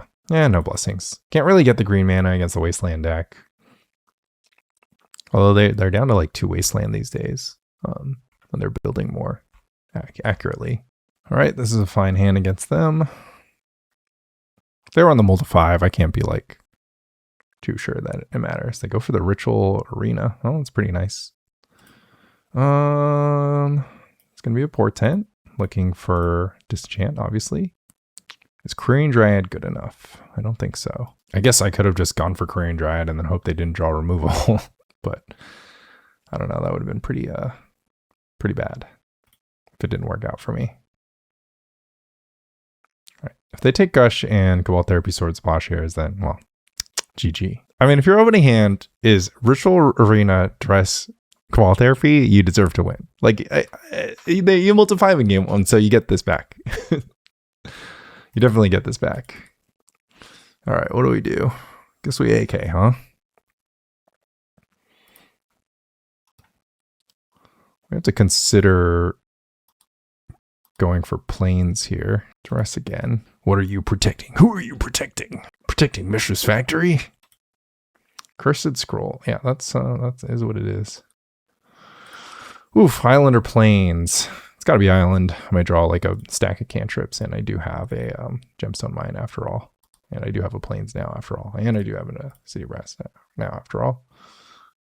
Ray of Revelation. Better late than never. They have 2 cards left in hand. I could somehow save this. Like, look at the board. I've been ripped to shreds. And yet, 3 cards in hand. Just a Curse Scroll and Factory to their name. I've got 2 cards in hand. They are blanks, but they don't know that. And their deck has more lands and more air. So, granted, a 4 damage a turn is quite fast. Well, I do have an AK in there, but I would get 2 damage in, I think, if I was them. Oh, man. No respect. All right. I guess they can pick off the Ray of Revelation as well. Ooh, Disenchant. I'll Sleight of Hand. For a Quirion Dryad. I do have to Disenchant before Quirion Dryad though. This is the law, unfortunately. I wouldn't say things are going well right now. And disenchanted the curse scroll, but they still have a Mishra's Factory. I really have to just find a Psychatog. If I'm finding Psychatog, I need some other stuff going on. Yeah, maybe Gaia's Blessing is fine. Gaia's Blessing targeting Dark Ritual Cabal Therapy Duress. Opponent's chillin'. I have an island, I have a pass. Well, I mean, they're on one card in hand. My Dryad could stick and then take over the game, so. I could definitely see how you can build a Dreadnought deck to beat this deck, right? Because like, look at the states. I haven't played too many non-Dreadnought cards. Obviously, these could have been just like whatever, but what if I just built my Dreadnought deck to just to simply be good enough? They're not getting in with Factory. What is happening? Did they forget? Undead Gladiator? Oh my god. I'm engineered plague naming zombies all the way. Green, this. All right, what's happening? Am I really going to try to gush into exactly a blue instant? I don't think I can afford to do that. Can I take 7 though? I don't really think I can afford to do that either. But in some worlds, yeah, I think I have to go for the Gush ambush, actually. I have to gush into exactly opt. Because I really need to like get some leverage here. This probably dies to a smother. They've sat on one card for a while. Engineer Plague Naming Zombie. I mean, I can also just find Pyroclasm next turn. That'd be pretty devastating. Could turn the game around. I can't really take too much more damage. There is a smother. All right, well, I've been smothered. They really just don't like attacking with Mishra's Factory. They'll do anything but attack with Mishra's Factory, I suppose. Okay, I see why. Well, let's draw Pyroclasm. We have 2. Yeah, seems good enough to me. I mean, they can do the Undead Gladiator thing. I mean, we have control, right? If they are blank, we have control. The question is if I want to save my Plowshares for the Undead Gladiator. It's going to be a lot of work for them to get this back into their hand. They have to pay 2, so they need to draw land this turn. They probably just drew a Duress, but Duress is also still good. Oh, another Factory. That's not fair. Island. AK. If we AK, would we play a Portent? Okay. I'll take a Tog. Take 2 down to 5. Things could get dicey. But we could be okay. Yeah, we did survive. Well, another Tog. Offense, defense, or just double defense if they pick up their undead. Hold on. What's going on? Yeah, they do pick up their undead. Pitching a swamp to do it.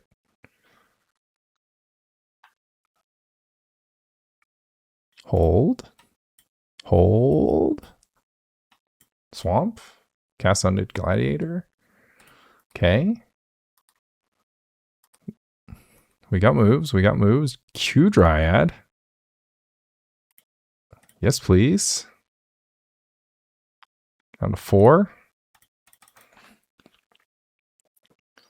How about let's just hold the Psychatog for 1 turn to save 1 life. If we go down to 4, what happens? I mean, I think it's fine. And we don't really need to attack with Psychatog this turn. Because what we can do is we can just start attacking with Quirion Dryad. Oh! Disgusting. All right, now we need 2 blockers every turn, huh?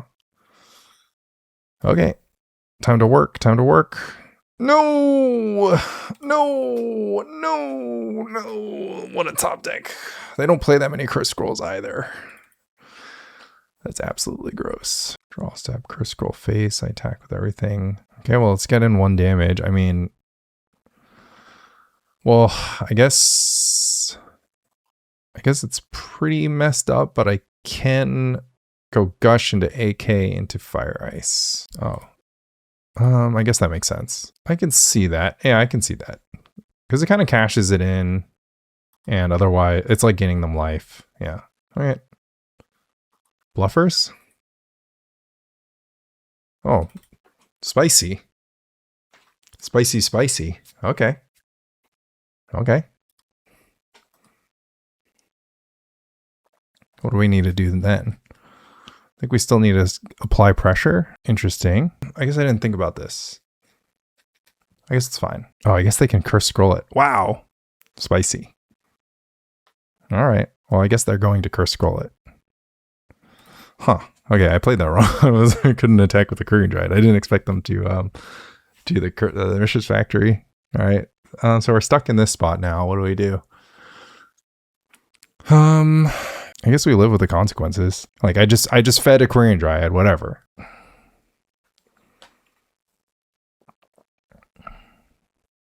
Yeah. I just fed the Quirion Dryad to my to them. It's not the end of the world. I can obviously recover it. It's not good, but I can obviously recover. All right, get in for 9.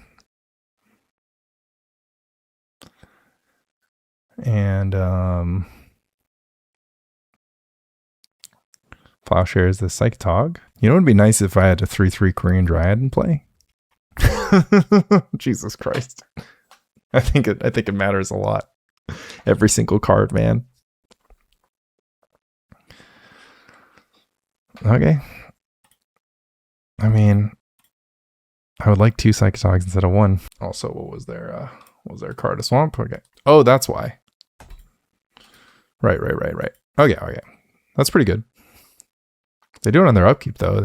They can free roll their draw step. All right, I think this game's over because I don't have a Quirion Dryad in play. Yeah. I mean, play it out, I suppose. Gush can do amazing things. We've got a Stromgald in the house.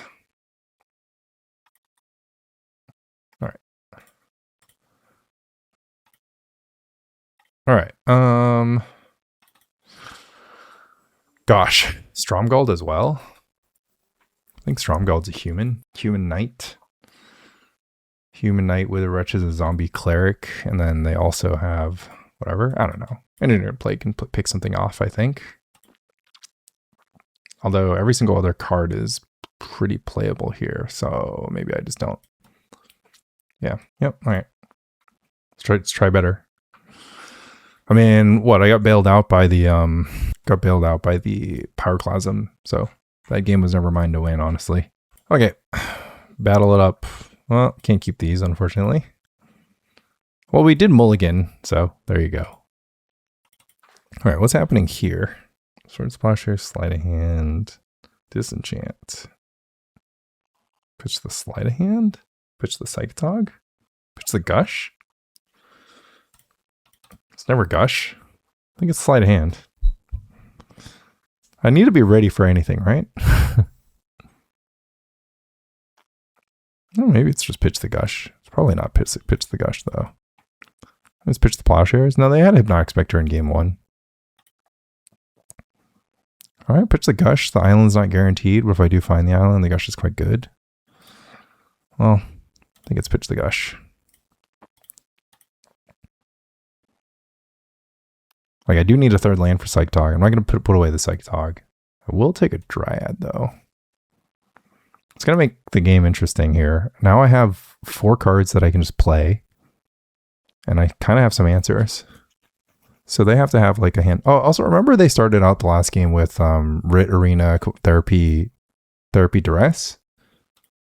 So honestly, last game I'm not doing. Oh my god, just okay, just kill me, dude.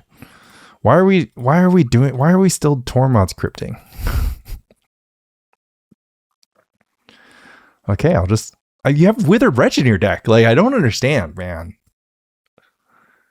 I see so many Tormod's crypt across from Psychatog. I'm pretty sure I've seen it do nothing like most of the time. For what it's worth, I've played Tormod's crypt against Psychatog, or I've played Tormod's crypt against Terravor, and it's done something before. But that's because I'm a special case, right? I'm built different. Oh man, the one lander that was completely hinged on Ritual Arena as well is pretty gross. Well, I feel like I deserve this. Just saying. Yeah, I feel like I deserve this. Also, I didn't see Wasteland any of the games. I think I'll play Flooded Strand. And I guess I have to feed my cat. All right. It might be so over for me once they start drawing lands, though. Like they have all spells in their hand. If they Duressed first, they would have tagged the Disenchant. Oh, nice Duress. Be a shame if I didn't have anything going on. Plowshares. Get in. I'm gonna hold the city for now. Like if they have Ravenous Rats, I'll pitch the city, right? All right, now we can battle. Knight of Stromgald or something? Diabolic Edict. Huh. Well, that is unfortunate for you, my friend, Mr. Psychatog, because you're not representing that much damage right now. Okay, fine. All the fun's over. I might still lose this game, even though my opponent discarded 3 cards. We'll see. Should I leave counterspells in sometimes because I can draw like this? It's kind of interesting thought, but I don't think it comes to 4. So I had a mild thought to leave Psychatog just because it would blank a dystopia, but I also have to believe that, like, I don't know. Okay, there's a Knight of Stromgald. I'm not scared of you, my friend. Even though I have the Plowshares in my hand. They're like, oh man, Knight of Stromgald. This is also why I play Quirion Dryad instead of Call the Herd, right? Because I can go taller than this guy. Okay, now I can beat Dystopia, which is kind of cool. And my opponent's at 12, by the way. I think I'm still going to chill on playing lands. I really, like, it's kind of an interesting facet of this matchup. Like, you don't have to play lands. You never have cards in your hand to, like, do anything. Get in. Wow, Ray of Revelation sick here. Withered Wretch, okay.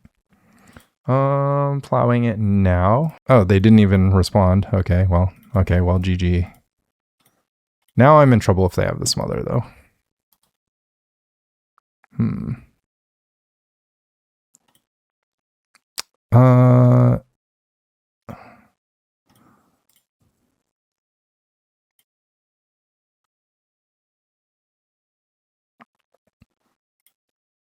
Island.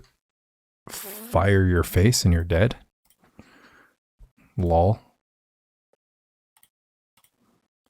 And this is why Quirion Dryad is a Dreadnought, because it kills you in 2 attacks. Moneyball, more like dead ball. Yeah, I don't know. Things could have been, I guess, slightly different. They could have just not had Tormod's Crypt in their deck. They could not have Dark Ritual in their deck. Ritual Arena is sick, though.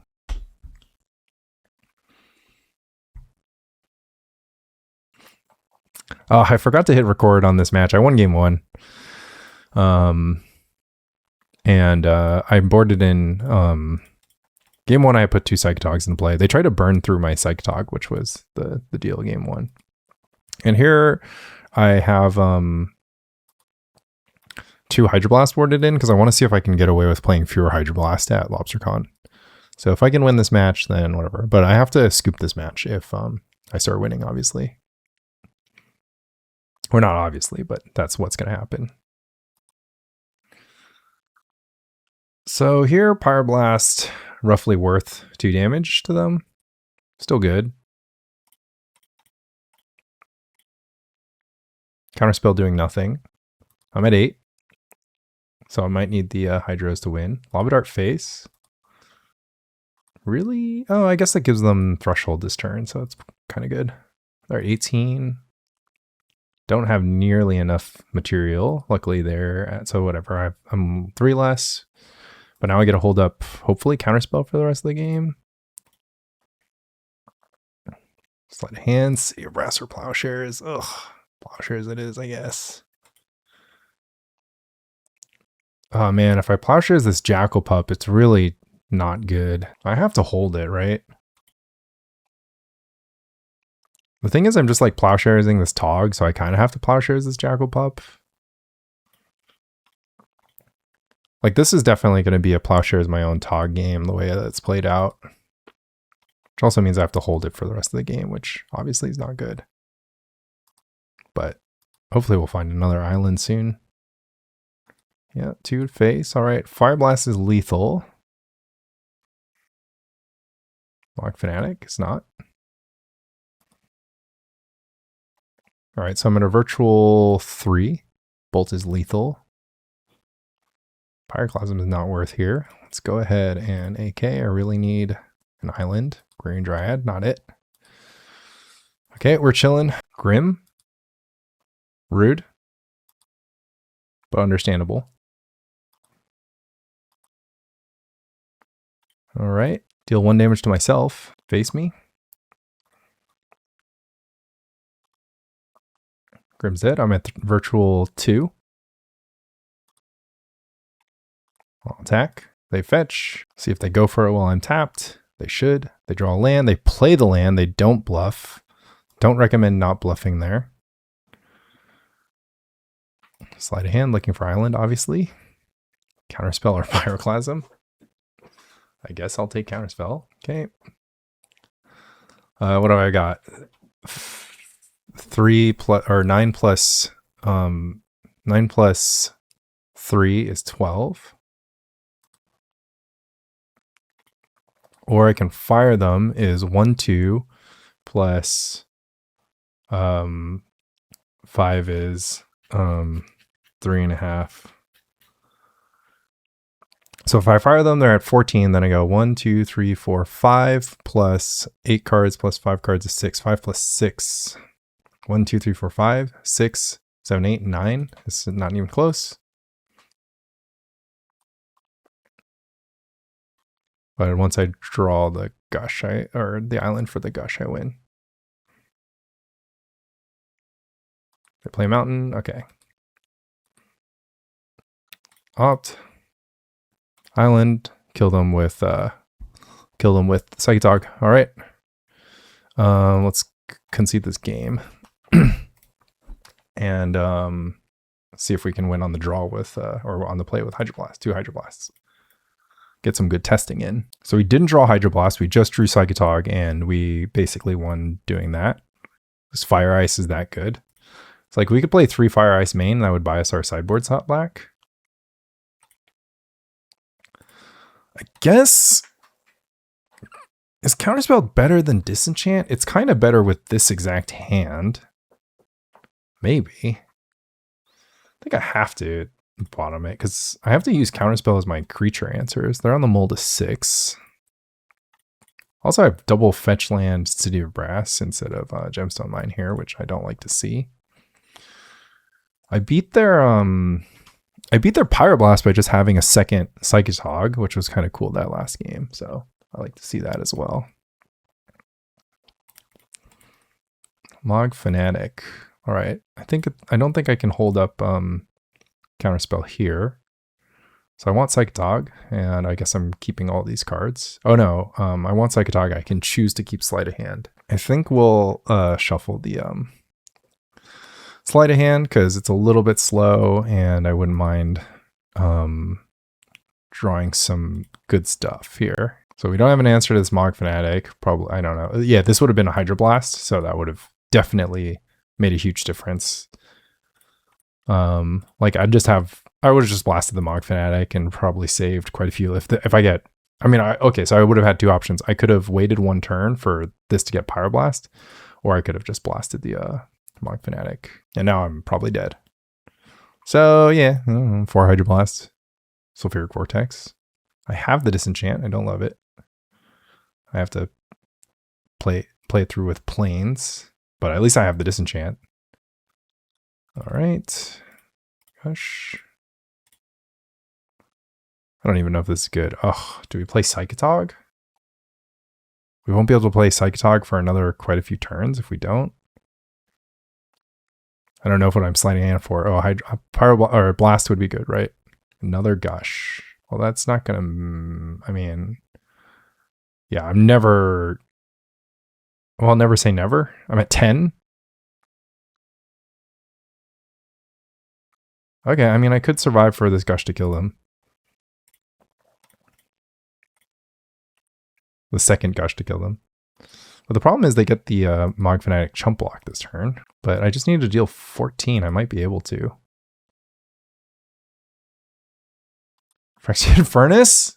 No, you can't play Furnace, dude. Kate. No, that's... Oh, Kate. Actually, it probably works. Because they'll do 8 damage to me. They get the chump block with the Mog Fanatic. So I have to draw a removal spell for the Mog Fanatic with this Gush. Okay, never mind. Kate might have been onto something. All right, removal spell with this Gush is how we do it.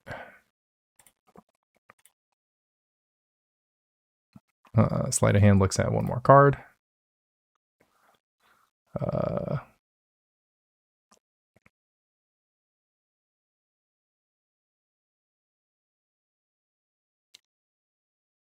Take this AK.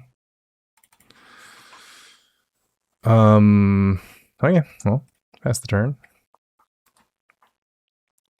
They block and I die. Yeah, they block and I die. Oh, I had to disenchant a Sulfuric Vortex. Whoops.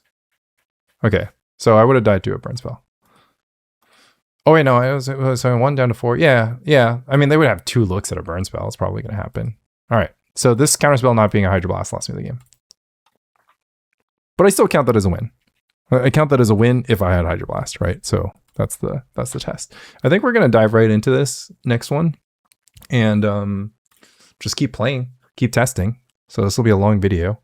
But the one change, this is the most incredulous change of all time, is I'm considering playing 3 Gush. I could play 3 Gush, trim a Fire Ice, and then I could take Hydroblast down on the sideboard. Because I really want this last disenchant too. And I really like a second Duress as well. The problem is Hydroblast is like one of the greatest sideboard cards of all time. I mean, it's not a crime to try. But it seems outrageous. It makes my foils worse. And the thing is, Fire Ice is not a good card the rest of the time. A lot of times it just deals, a lot of times it's like not a thing. But it's like, it's super relevant against Moneyball. It's relevant against Burn, Goblins, Elves. It's not the worst against Dreadnought. I don't know. It's really hard to play less than 4 Gush. Like, what the interesting thing is I wouldn't play 5 Gush. So the number is either 4 or some number in between 3 or 4. And like, you really, I mean, accumulated knowledge. I mean, this is like the same thing as the Dreadnought deck. It's just playing less Gush because it's playing accumulated knowledge. It's comfortable playing longer games. So if I'm comfortable playing longer games, then I could trade a Gush for another impactful spell. Now, the crazy thing is I would trade a Gush for another impactful spell, but I still want it to be a card draw spell. That's like the ridiculous thing. It's like I would trade a Gush. I'd like to have like an Impulse in its place or something absurd, or I can play the Flash of Insight. And that could be like the totally crazy thing, which just make me so grindy. But the thing is just like, it's just too grindy. I've never needed it. And it doesn't help with Mana Flood either. Like I could trade the Gush for the Sylvan Library would be like the last interesting angle.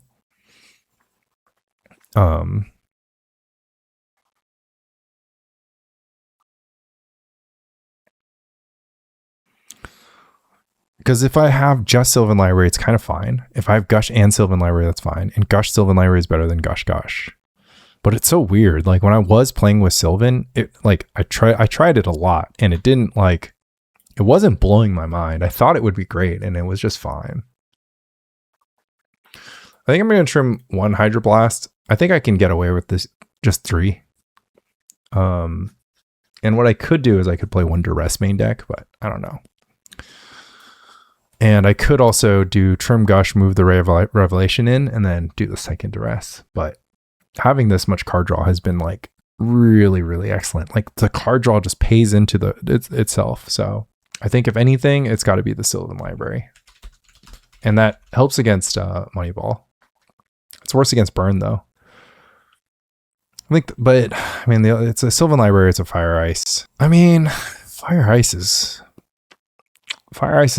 like, the thing is, in the matchups where you need Fire Ice, you need Fire Ice. There's no other card that you can play instead of Fire Ice besides like bad cards like main deck Pyroclasm, main deck Lightning Bolt. So let's just try it like that. I've been really liking the card. It might be a little slanted because, like, I don't know, Gush is so much more important for the Enchantress matchup. Fire Ice doesn't really do anything against Replenish. It's sometimes a time walk, doesn't quite do it. Oh, look, Kate got the trophy. Congrats to Kate. Yeah. But that's kind of almost 2 trophies for me. And then Gaea here is the other Gap player with trophies. They're the one playing 3 Gush, actually. I think. Actually, let's see. God, Goldfish is just a crazy site. It just never works. Okay, Grow is on the front page for like 1 second, but I guess Dubs, Dakota. Okay, so Gaea here was playing something else, but they've been active in the Growtog chat in Premodern Discord. So it's Dubs Elite. Yeah, playing 4 Gush. But yeah, Gaea here had an interesting list with 3 Gushes. All right. I mean, it doesn't cost me anything to try 3 Gushes. The only thing is like, it's not like great testing, right? Because I'm not going to be able to tell if I'm drawing like way fewer Gushes. It's not going to be as detectable, but you know, it's just the little things. I've been trying some stuff out, and I've just felt a tiny little bit of like, okay, I kind of want 3 Disenchant. 3 Disenchant is like pretty good against Moneyball. I can get Mishra's Factories. It gets Curse Scroll. Curse Scroll is pretty important to get, and it's just like an important card.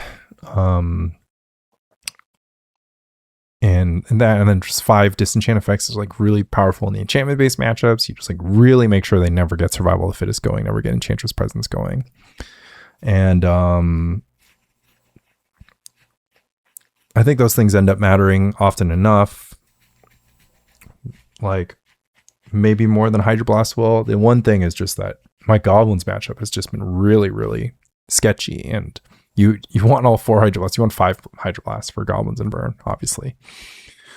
But I'm going to gamble that Goblins and Burn are slightly under-repped in Lobstercon. Either that, or maybe I just won't see them as much. Because it's like a 15-round tournament, and I think I'm going to be doing pretty well in the tournament, and I think the Goblins and Burn players are going to be up against it with Dreadnought and Enchantress being like the best decks. Not that Goblins and Burn can never beat Dreadnought and Enchantress, but yeah. What's going on with these queue times? All right, 5-minute queue. Premodern is dead? Question mark. The week before Lobstercon. Is this real? Perfect hand. Do we greed for the fetch land with Portent? No, because we kind of need a 3rd land drop, so our Portent and our 3rd land, Quirion Dryad, Psychatog.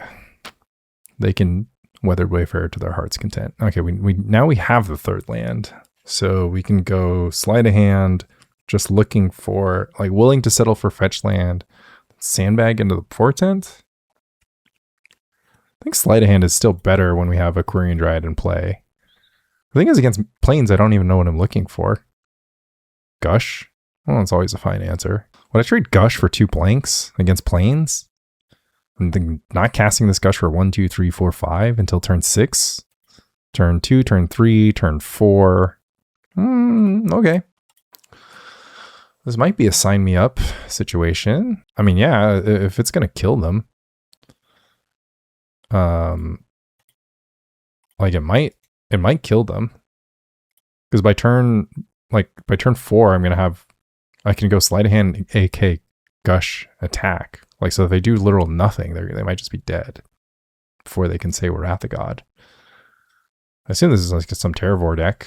Oh, it could be oh, it's just this. Okay, well then that does change things slightly. I do have a great hand for this. I mean, I don't have the best hand for this matchup, but I have a good hand for it. Mishra's Factory. Do they get in? They do get in. What have we got? Holding up the Arrogant Worm. Oh, they're just going to Arrogant Worm main phase. Why not? Okay, so we're playing defense, which is not good. But at least I got both my creatures in play and they're different colors. In? In is crazy. Rancor? I guess Rancor is good. All right. I think I need to take some value here. I think if they have Plowshares, they should Plowshares before combat anyways. Discard Island. Exile. Discard, I guess, a AK. Might even be wrong, honestly, because AK still grows the Dryad. But my counterswing is huge here. Pretty good counter. Well, can I turn that down for a turn? No, I can't turn that down. That just gets huge. I think if they attack here, they're literally dead.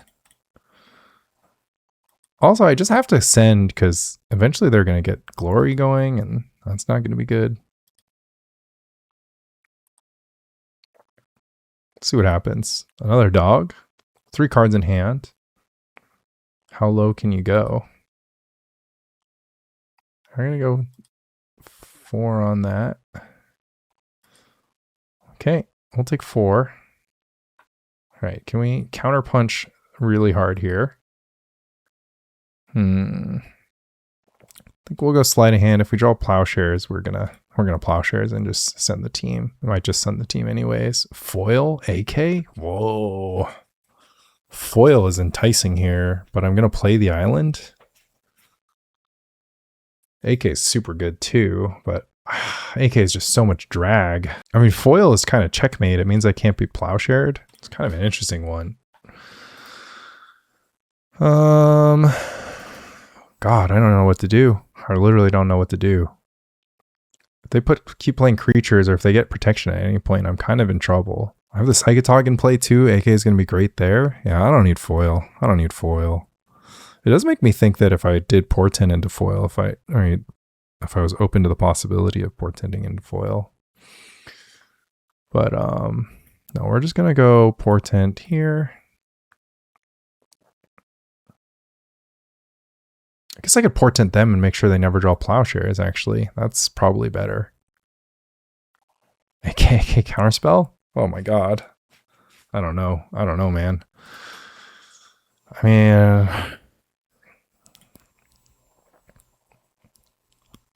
I guess we're keeping this here. And then we're just going to get in with the Dryad for a chunky 5. They can trade 4 for 1 if they want, and then they still have to deal with the second Dryad. They go for a root. I mean, I don't think that's going to make a huge difference here. Can't imagine. I mean, I don't know. I guess they can go Glory, Pro, Black, 2-turn attack. I mean, they have to leave back blockers, though, because they're going to die. Like, the Psychatog is just going to be lethal. This is a very interesting game. Very combat-oriented. Like, somewhat sweaty.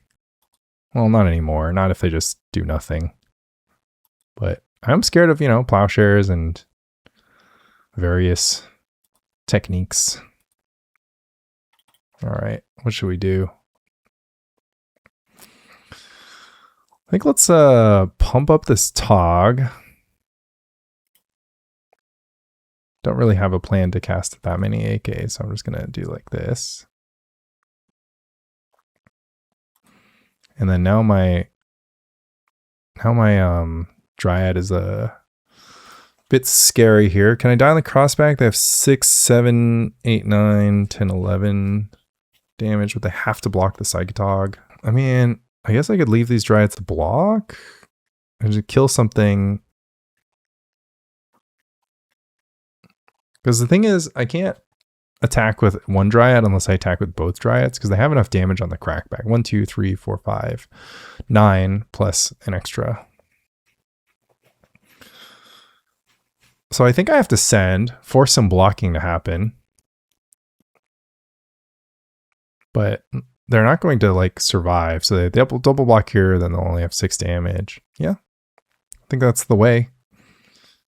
I mean, I guess if they send out a Root Wall, I could die because they can go double block, survive, and then chump with Root Walls, crack back for 1, 2, 3, 4, 5, 6, 7, 8. No, they'll be short. Root Wall is going to be chump blocking here. But yeah, I have to do this because if they just find Glory or find Plowshares or whatever, I don't know. Stuff can happen. Sorry, double chump block. We'll go ahead and opt for value here.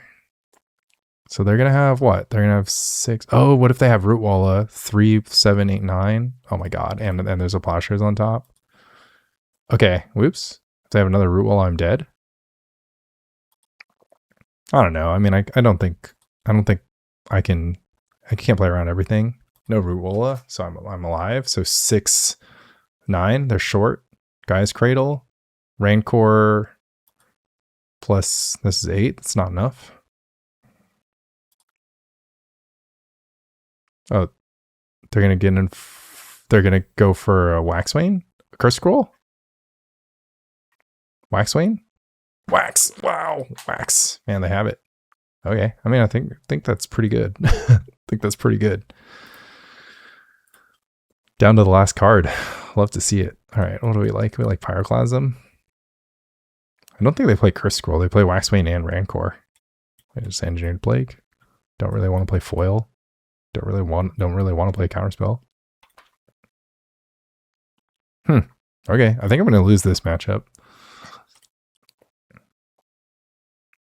But I do have a lot of removal. I added the 3rd Fire Ice. Man, what a turn of events there. Maybe I had one greedy attack. Like if I just sat back with huge Dryads for 1 turn, that could have changed things. I have to log that for later. It's like I can let the board stall against Mad Dogs, preserve my life total, and then just start attacking with Psychatog, and then they just can jump block the Psychatog, but Dryads can just hold back defense every single time. While slowly growing, I can wait until I have an opening to like go for big Fire Ices. Because I had all the cards I needed. I could have just sat back and played Counterspells. The problem is you can't wait forever because at some point they draw Glory and then you're just kind of cooked. All right, we keep these. We're looking for the source, obviously. We need it right away, so we will Portent for it because it's source or nothing. 2 sources, plenty for me. I do want all of these cards, and I will get them, right? So that's good. All right, cool. So we go Dryad into Dryad Opt. I mean, I might be able to beat the beatdown against the beatdown deck, but that was kind of how I lost the last game. We'll see if that changes. So far, we haven't drawn Fire Ice where we were replaced Gush. We drew a good amount of Gushes last game. We drew 1. There's a Patrol Hound. Seems fine. Draw a card, play Dryad, or should we play Psychatog? I think I want to play a Dryad to cash in on this Opt that I'm about to play. And we have Gush available. So we're going to take a beating for 1 more turn. But after that, we'll hopefully stabilize. I was thinking about fetching, but they can plow in response to the Opt, or they can plow in response to the fetch.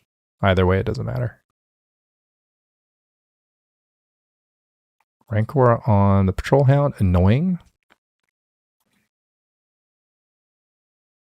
We got to trade for a card here, I think. It's fine. Block. Opt. Opt in exchange for maybe like Waxwayne, Root Walla. Okay. I would like a Pyroclasm soon. So I'm at 12. Rancor's great card. God, Rancor's pretty good in the deck. You don't see it that often though. Oh, Sylvan Library. That's spicy and interesting. Oh, Swords of Plowshares is nice.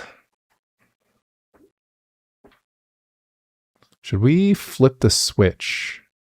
We're going to attack for 8 this turn? I think we do. Because the thing about attacking for 8 this turn is it makes it so they can't use their Sylvan Library. Dryad into Dryad. Don't have to have Mox Diamond, right? You can just Dryad into Dryad. You can just Dryad into Dryad sometimes. Sometimes it just works out to Dryad into Dryad. Should I go crazy and get 10 damage in with this Gush? I'd lose 2 mana though. Seems pretty bad. Although I might have to Gush on their turn. Probably not. Dude, look at this. This is a really cool match so far, I will say. So they could like glory counterswing on me, but they can't glory everything. So they would have to feed something to Psychatog, and then it's just a glory whatever block, so they'll never win doing that. Cradle's sick if they can deploy 2 cards really quickly. I think I might Gush first because they're gonna get in the 4. 1, 2, 1, 2, 3, 4 activations, and they can Rancor up the guy, but it doesn't really matter if they do.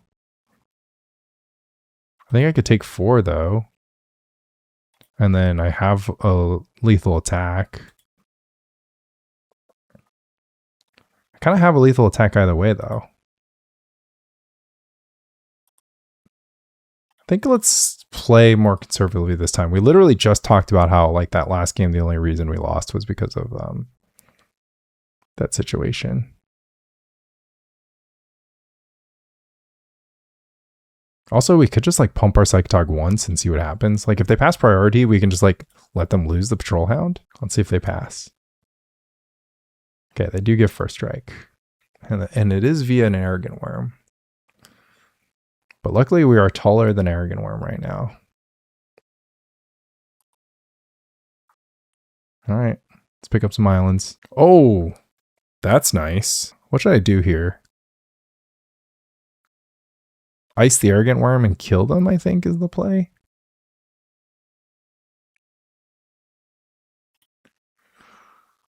I think so. Where's my phone? Oh, it's in my left pocket. They go for the wax. That's fine.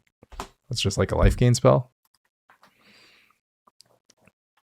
Doesn't get better for them, I guess. All right. All right, we killed the Patrol Hound. They can Rancor something. It doesn't matter because I think Ice is like a lethal guy. Or actually, I should fire Engineered Plague. What do you Ice the Worm? Ice. Oh, you go fire. They're at 9. Attack for 6, 6, and this. Yeah, I can definitely Psychatog for 3. Well, that was like an outlier draw. I had a double Dryad win here. Why are we still playing? Rancor is so annoying, to be honest. Like, I might just play Duress over Counterspell just to take down Rancor. But I guess...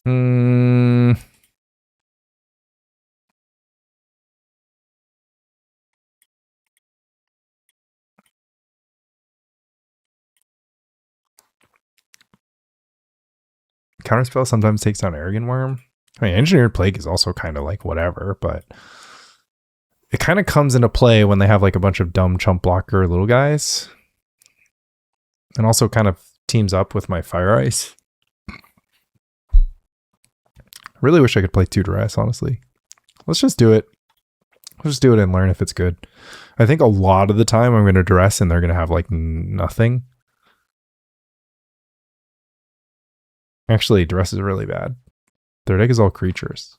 And Rancor is always in play. Oops. Alright. Another one of these perfect Dryad into Psychatog hands. Just how we drew it up. What do I got? Portent with the shuffle. Obviously I have to take it here. Choose 2 of 3 cards. Gush and Portent. Oh, I forgot I can board out the Cephalid. Yeah, Gush and Portent is fine, especially with this hand. Oh, I won't be able to shuffle it away. I forgot. All right, well, guess we're drawing them. So I guess I should have Portented them since I know I'm going to draw 3 cards, and no matter what, my next 2 turns were locked up. Ooh, this is a fast start, though. This is a fast start. Oh, this is a fast start. Okay, well, now I need to shuffle and find Engineered Plague. I think I just lose. I can't beat 3 power on turn 1 on the draw. Yeah, maybe I should have just looked for, I should just look for friggin' Pyroclasms. They don't have a follow-up.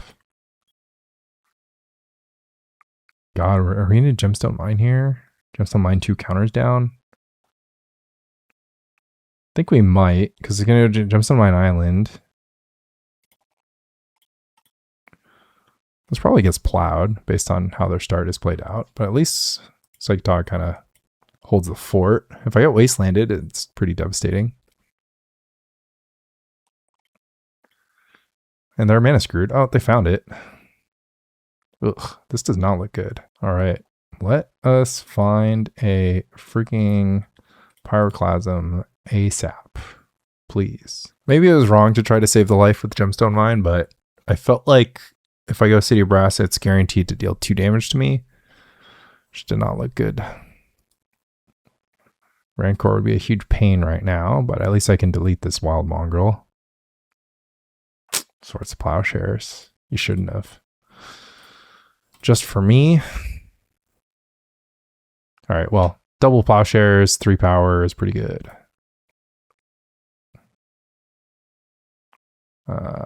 Pitch this AK. All right, Tog is dead. Okay.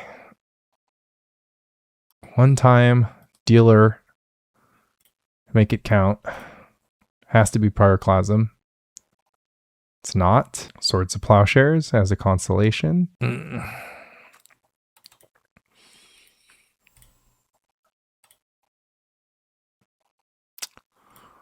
Plowshares the Mongrel and pass. Opt. Can't play this opt. I might draw Psychatog. All right, we are still live for a good Pyroclasm, but I will settle for an Engineered Plague. Sleight of Hand. Pyroclasm, please. Quirion Dryad. So it has to be. Yeah, maybe I should have played City of Brass. I don't know. I'm taking so much damage though. If I go opt Pyroclasm, I can still get there. Get there on the absolute skin of my teeth. Rancor is not great news. What am I taking? 7? This is a nut draw from them. It's not fair. Double Plowshares, triple threat, quadruple threat. I mean, what's this Dryad going to do at this point? Make them discard a card, trade with the Ruwala. It's always making them discard a card too. So if I go opt Pyroclasm, best case scenario is you go opt Pyroclasm, they still discard a card. So I really have to play, but they discard a card and I have to block it again next turn. So I might as well just make them discard a card now. Even though this creature has trample, but it'll make them discard their last card. Oh, nice. I actually have outs now. Pyroclasm. Oh, Engineered Plague. All right, GG's.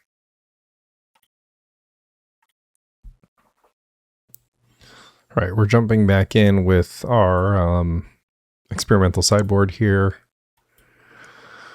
I think I played a couple more games and won them. I have to check my game history for some of the details, but yeah, we're going to try some Future Sight against mid-range decks and Moneyball Black, and we're going to try Zero Blessings to see if Duress is good enough to beat Brain Freeze, and yeah, we're going to try fewer Hydroblasts is the dream. All right, we're going to be playing up against Blue-Green Madness. I mean, I like this hand against them. I have the turn 1, or I have the turn 2 Quirion Dryad, and while I might get my City of Brass wastelanded, I have the Gemstone Mine waiting in the wings. And so we're just going to Portent looking for some more islands, knowing that Sand has some wasteland action. Cephalid Coliseum, I guess, is fine. Like 2 shots at an island. Fire's not that great against him. Neither is foil, so I'm going to shuffle this. And like, obviously, it was an insta shuffle. If I would have had the option to take the Cephalid Coliseum. So yeah, and there's the island I'm looking for, so that's not bad. But yeah, usually the way this game goes is the Blue-Green Madness deck has so little removal, so even if they get survival going, your Dryad can just be like an 8/8 attacking every turn, and you just counter the Gilded Drake or Waterfront Bouncer or kill the Waterfront Bouncer or whatever. The possibility of the red removal spells, he has the like main deck Pyroclasm sometimes, or I don't know, he's big in the experimentation situation right now, but also I have like the best possible draw here. I have double Swords of Plowshares for all the Mongrels that can land, and then Counterspell for any potential removal, like, although again there's no removal. And I guess my only potential mistake here is or my only decision here was whether or not to hold up Counterspell for Survival of the Fittest or play this Dryad. And again, I think I can race the Survival if it is Survival, and otherwise I'm not going to be in bad shape. Oh man, it is going to be Bolt. Okay, that's pretty sick. Not going to lie. Should I Portent now? I'll Portent now, or Opt now. If there's another Dryad on top of my deck, I will certainly take it. But I'll keep an Opt. Right. We're at 15, kind of have to worry about our life total.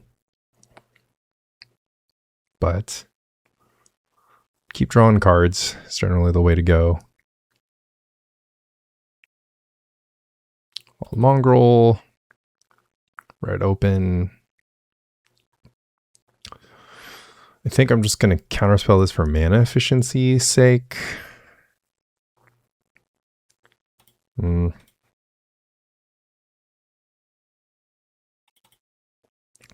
Actually, I'm going to go for the Opt. And I'm going to consider, if I find a land, I'm going to consider Plowsharings with the City of Brass and just saving my Gemstone Mine. Fire is good enough with potential root walls here. Yeah, again, the Threat of Wasteland here means that I do want my Gemstone Mine to be quite preserved. So I'm going to go ahead and save a counter on it because, yeah, I was worried I was going to miss this land, but now we can just Plowshares the Wild Mongrel, and then we're in pretty fine shape here. No survivals is good for us. Could be survival. Yeah, it's survival Counterspell backup, which is pretty sick. So I think we're going to lose this now because this mana leak is enough. And I think if this rule got pumped, I would have plowed it, but it's just another survival. Well, I guess I should have Plowshared at the end of the last turn. Yeah, you got it. All right, we have to get some business going quite soon. Unfortunately, we're a bit flooded. Wild Mongrel, I guess is fine. I have to kind of save stuff for like Gilded Drakes and whatnot. Plowshares the Mongrel, go for Arrogant Worm, and then I have to counter the Arrogant Worm. And I'm out. Out of biz. Oh, it was a survival activation. Oh, wait. Because this is 1, 2, 3, 4. Yeah, it was a survival activation. Getting Arrogant Worm. All right. I mean, this game is pretty over. Yeah, this game's just over. Oh, that's too good. We just do some of this and probably nothing else. I mean, Future Sight's actually pretty funny. Just be control deck.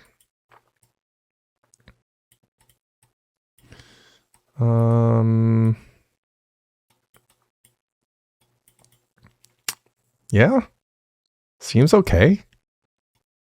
I really am not in the business of like counterspelling Arrogant Worms, counterspelling and foiling Arrogant Worms. When I have like Plowshares, I can dominate the battlefield. I do have to counterspell Gilded Drake, but Gilded Drake also gets answered with Plowshares. You also won't draw Gilded Drake a lot of the time. I might even want like a Pyroclasm, 7 removal spells to deal with Waterfront Bouncer and Gilded Drake. I guess Pyroclasm doesn't deal with either anyways.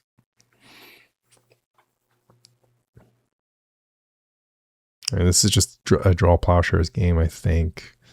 Yeah, counterspells are just not really that good. Even on the play when I can get a survival, it's just better to get a survival. I mean, it sucks because I'm going to draw too many of these. Can't really imagine doing anything different though. We'll see. Maybe I'll bring some counterspells back. Like maybe, basically the one question is like, oh, do I need foil? Because I'm going to get templed out. Okay, we're just going to keep this. Go Island. Dryad. Tog is basically one of the best starts that I can have. Okay, get some card draw going, but only after I've played all my creatures. Kind of a fun angle of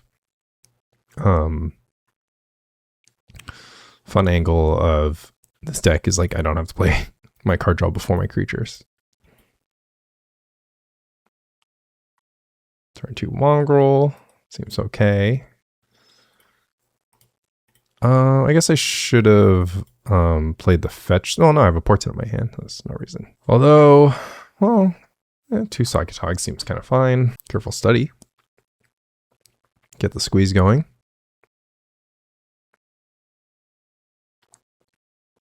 It's okay. We'll get to future sight, and then that's all that matters. Guess it's gonna be like Portent looking for Plowshares. If not, cast AK. Take some damage this turn or something. Oh, there's flying involved now. Okay, well, now the game has changed. Okay. Oh, there's Roar the Worm now. Well, things are going to get interesting, I guess. Wonder Roar the Worm is definitely not the thing on my radar here. Okay, well, so now we have to Portent, and I guess we want more card draw. God, we need all 3 of these, guess. But I'm going to AK. What's the angle? It has to be to race. There's going to be a Roar of the Worm token coming. Might just lose. Plowshares, Roar of the Worm.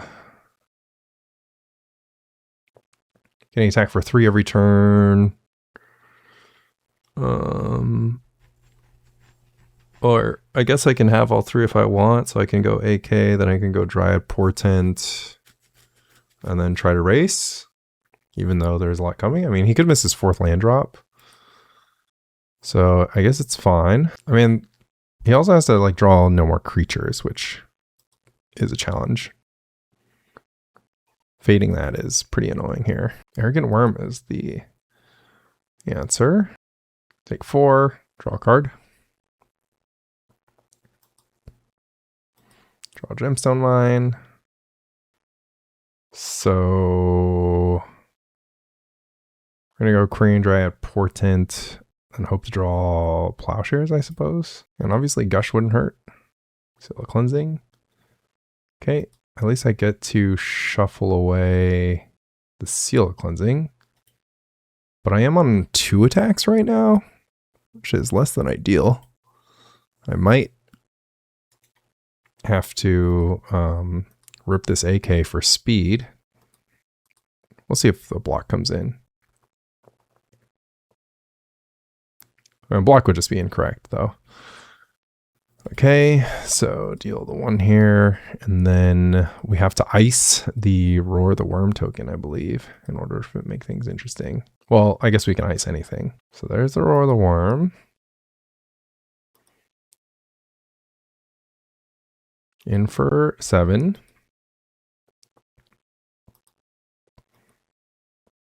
I guess if our only out's ice, we should just go for shuffle away the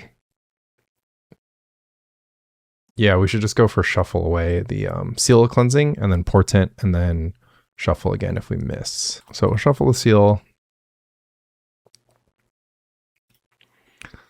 Portent to see if we have an ice. We do have an ice. Okay, I don't even know if it's lethal, but it's like literally the only line. I think it's lethal. This has got to be lethal, right? +6. It's over. It's more. It's ahead by 1.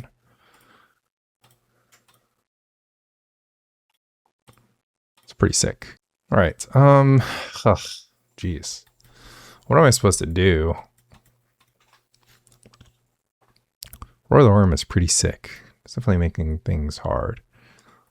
Ignore Survival is an insane take, though. And I'm also on the draw now. You're really just kind of damned if you do, damned if you don't, right? Against a deck that has Survival and creatures that are good. I mean, I'm really not in the business of holding up Counterspell like all the time is like the big problem. I don't even think Future Sight is egregious. Like it's like Stan had like what, Mongrel into Arrogant Worm into Roar the Worm. First of all, I won that game. Second of all,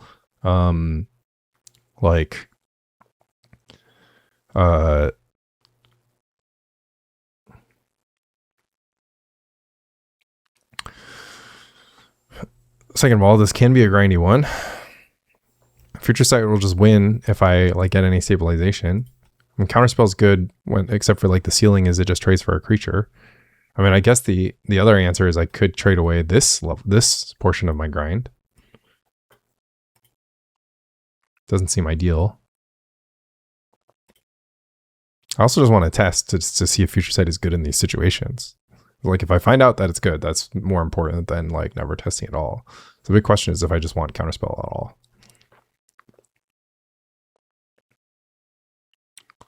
I mean, Counterspell over Cantrip seems bad because removal spells are still like my #1 priority, just like drawing lots of Swords of Plowshares or Quirion Dryads or Psychatogs. That's all that matters, really. Yeah, painful hand, but it's got a lot of card draw. It's got a Plowshares. Stands on the mold of 5. Oh, mold of 5 with the double squee. Seems pretty good. Portent self can Sleight of Hand instead. No, Portent self looking for a Quirion Dryad or Psychatog. Seal of Cleansing. Emergency Seal of Cleansing. I guess that's okay. I mean, against this draw, I kind of do need it to be a card that I draw. And then I can just Sleight of Hand past the redundant Gemstone Mine if I want. Although I have a feeling, or the redundant land, but I have a feeling I'll take the land. Because I just need to get AK out of my hand here. Also, Stan had a list that had AK as a tester thing, but I doubt that's something that he's in the mood for right now. All right, I'm going to AK. Prefer to fire this if I draw fire. Still an option. Not going to play around days, I think. Oh, don't actually have to do anything. I can just Sleight of Hand for a Portent. And play a Gemstone Mine, and we'll get this Portent off. And we'll take another AK. Yeah, that's kind of fine with me. Obviously, the Gemstone Mine team is not really happening here, but I guess I'm like opting away that Gemstone Mine though. Oh, I guess I should have Plowshared the Waterfront Bouncer. I kind of messed that up. Survival of the Fittest, okay. No attack, right? 2 blue up, huh? Oops. Oh yeah, well, I guess we'll Plowshares to cut the Counterspell off. I forgot that Waterfront Bouncer can save itself. Don't get mad at me.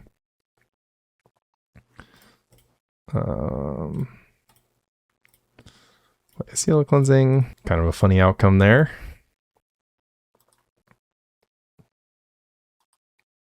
I mean, I guess I'll opt because no. I mean, 2 AKs in my hand.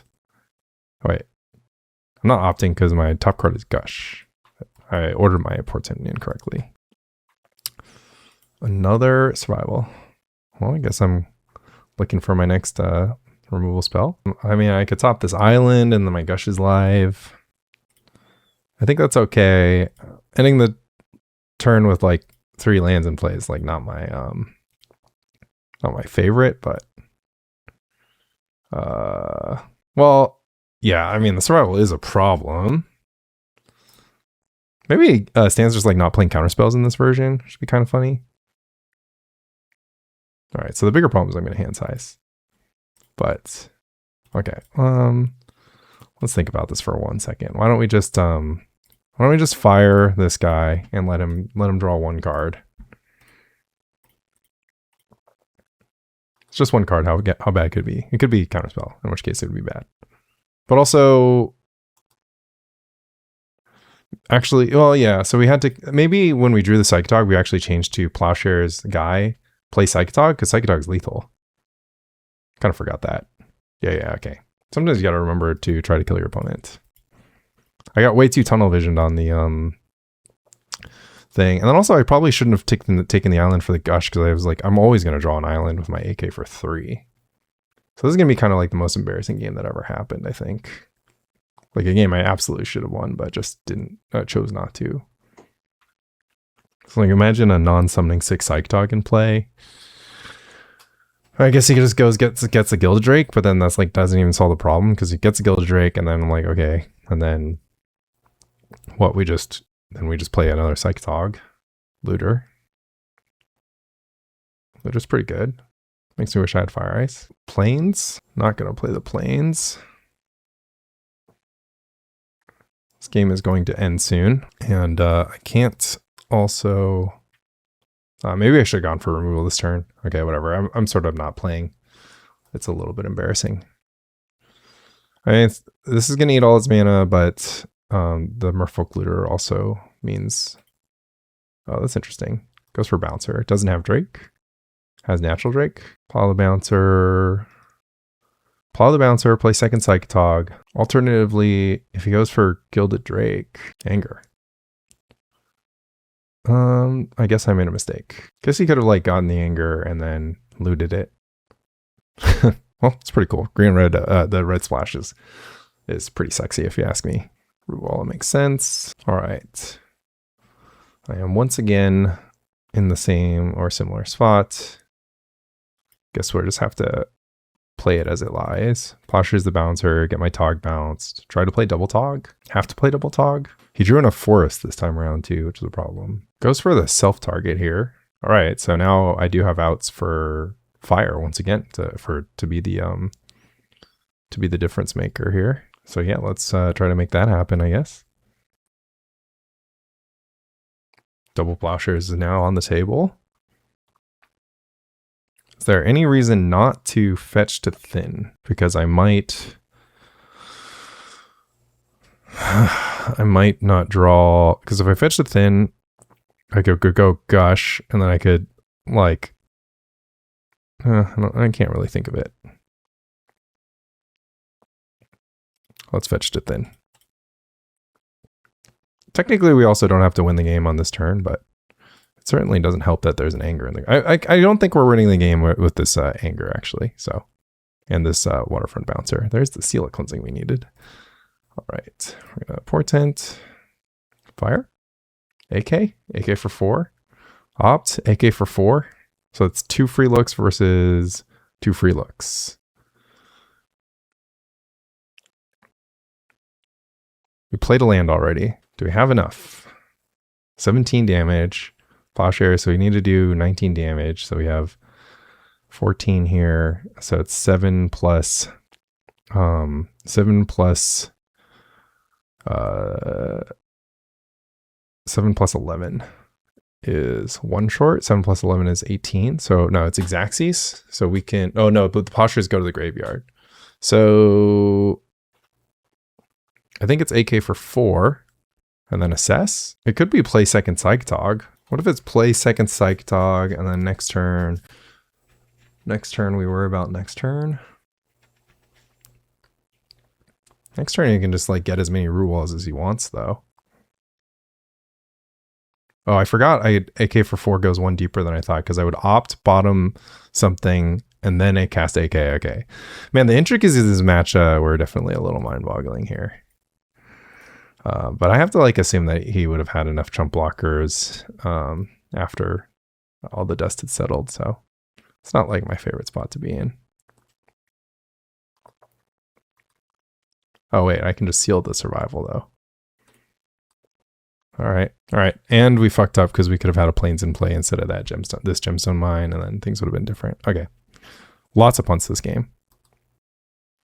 Still not really the end of the world here, because I'll have contained the survival, and then there's obviously a Looter in play, so that's not like ideal, but I'm putting pressure on, and he might just run out of gas, might just flood out. Fiery Temper.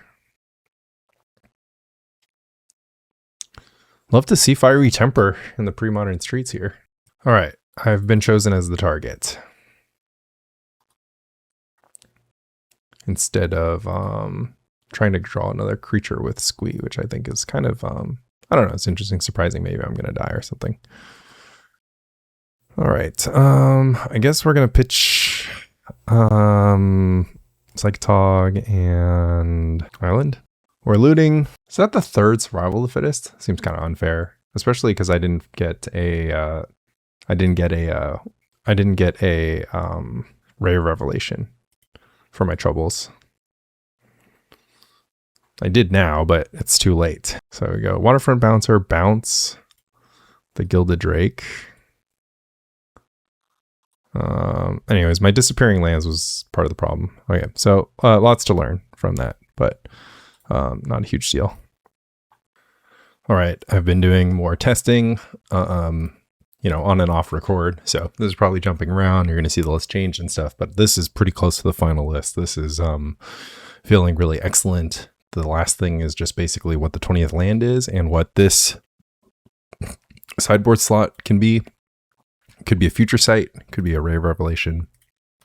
I've been up and down on Duress in the sideboard, but thinking about just Enchantress, Replenish, and Dreadnought, Duress is obviously between good and great against those decks. Most important part being against Dreadnought specifically, with the Brain Freeze plane, you still need to protect your Gaia's Blessings, basically. So you need to stop them from stifling the trigger, or take the Brain Freeze out of their hand entirely. And or push through lethal damage. So Duress is pretty huge there. I had a player come close to the Brain Freeze stifle plan. They just didn't leave up the 1 mana, and they needed to count all the way up to the perfect storm quantity. But it was close. If they had stifle foil, then I would have just gotten milled out, despite my Gaia's Blessings. So it's a tricky one. Like, think about it. Their combo still just becomes like casting a bunch of card draw and just Brain Freeze plus Stifle plus Protection. So just like Brain Freeze Stifle Protection is the same thing almost as Dreadnought Stifle Protection. And it's a little scarier because they can do it on their end step and you can't block it with a Psychatog or anything. So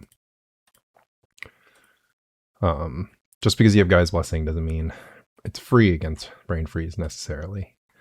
But obviously you can make it really hard for them. Just have lots of counters available. The only problem is Ray of Revelation is a lot better than Duress against Enchantress.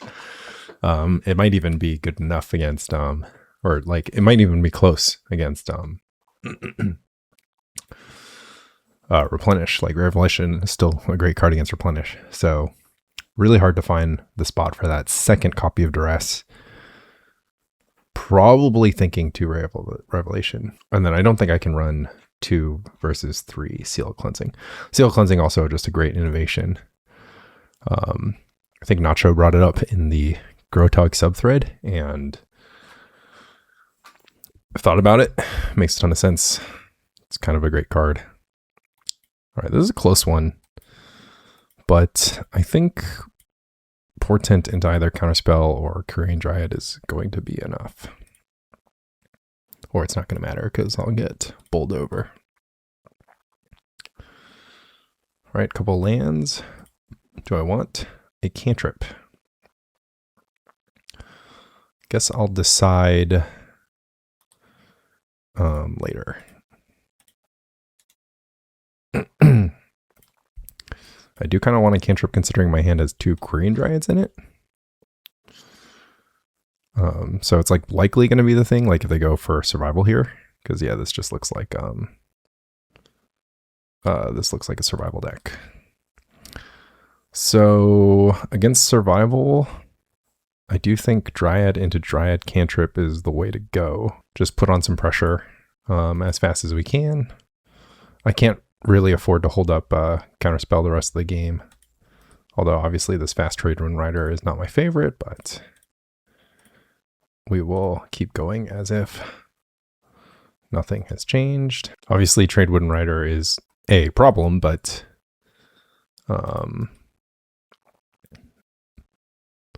we can hopefully solve this problem with Swords of Plowshares. Sylvan, right? Looking for Plowshares here, of course. Gonna keep looking. Counterspell. Gemstone Mine. Interesting. I mean, I guess I could just play Psychatog into Psychatog and then just be trading my mana into nothing for a few turns. The other option is to go AK for 1, hold up Counterspell. Let's go ahead and attack. See if anything interesting happens with a block here. They do go for a block. All right, I think I'll go for AK for 1. Try to get some value here. They take the damage, so I'm going to lose a Dryad. Not the end of the world. What do you have in your hands? Smoke. I don't want any of the smoke. Wall Blossoms. Might just counter that.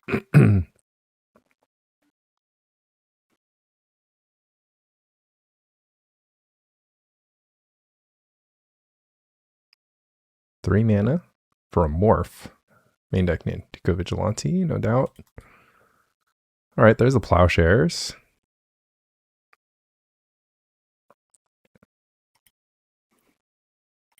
Going to go ahead and play a Dryad. Get in with this Dryad. They probably bounce it. They're going to elect to take the damage. Interesting. All right, they're going to go to end step. And I think we lost quite a bit of tempo on this Tradewind Rider, but we can recover. Our opponent's not at the healthiest life total. And they just have a bunch of dinky little creatures. And we'll have Dryad Counterspell backup into Psychatog Counterspell backup potentially. Who knows, we could even draw an AK at some point. This has been an interesting matchup. I will say that I want some, definitely going to want some Portent, huh? Dryad Portent, maybe have Plowshares, look for Fire Ice. Alternatively, just play Psychatog as a good blocker so we can hold down the room.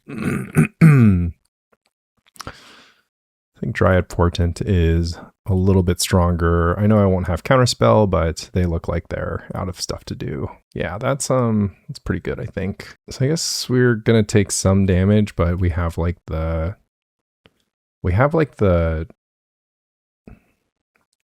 maybe a little bit of surprise on our side. I don't know. We'll take like what, 10 damage or 8 damage. And next turn we'll have Counterspell Fire Ice up, and every back attack is like threatening lethal. What's happening here? A Granger. Okay, that's pretty good for the shuffle here. Ooh, a Mountain. Okay, so they're angry version. Oh, interesting. I get a chill. That's pretty nice. I'm happy to chill. I gotta pick my spot now, which is I think quite preferred. I should be able to handle the next few things that happen here. Obviously, I need to get my mana developed. Okay. Just doing some stuff. A Symbiote. Well, I guess I'm just going to counterspell that, right? I mean, I could kill it, but then they get a free Hermit, and I could also just kill the elves, but then they get a free Deranged.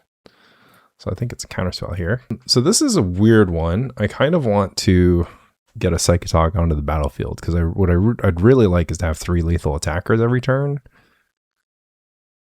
But I do need to develop my mana.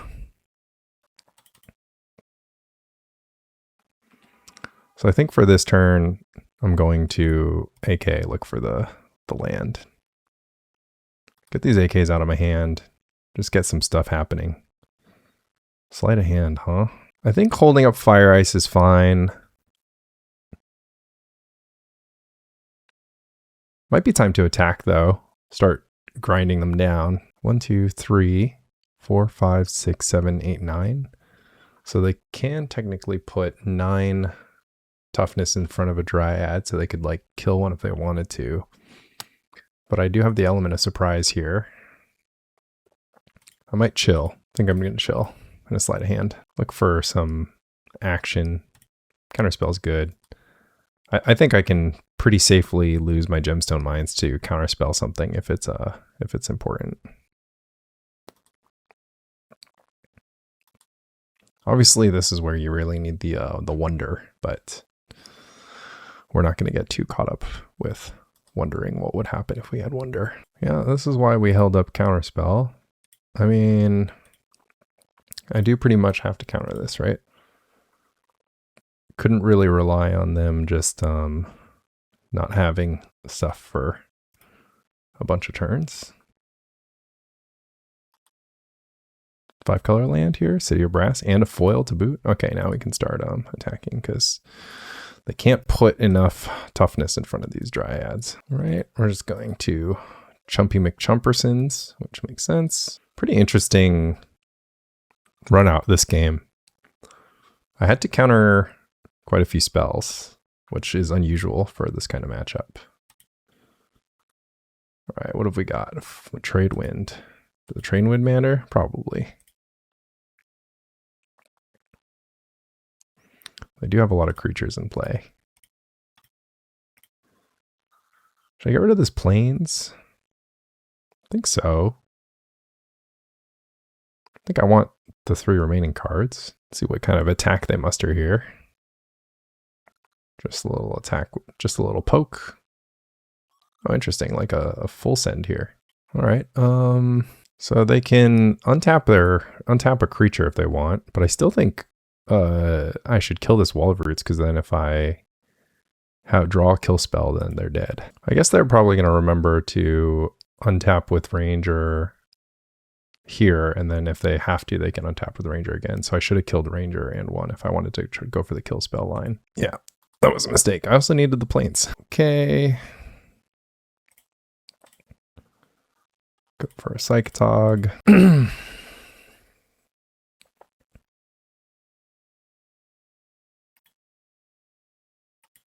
All right, and we win. And it was an Intugo Vigilante. All right, so we're going for this strategy here. Really hard to line up Counterspell into this deck, although they do have some kind of expensive cards.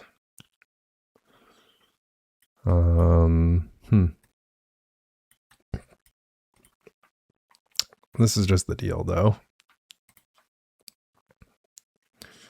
Like, it's just so hard to get to a point where I'm holding up Counterspell. They have so many artifacts and enchantments. Sylvan, Survival, presumably Opposition, Premotog, Tremoland, Trema Sleight of Hand. Maybe Engineered Plague, isn't it? Yeah, I don't think I play Engineered Plague here. There's, obviously I could name Elf, and that's like not the worst, but that's kind of like not really gonna do it. Just gets Quirion Ranger deranged. Let's try it like this. Oh, well, another one of these hands. Can't really toss it back. I even boarded the land back in, huh? Okay, well, they have Llanowar Elves, so this makes it a much more LV deck than I had thought. Well, that's perfect, I guess.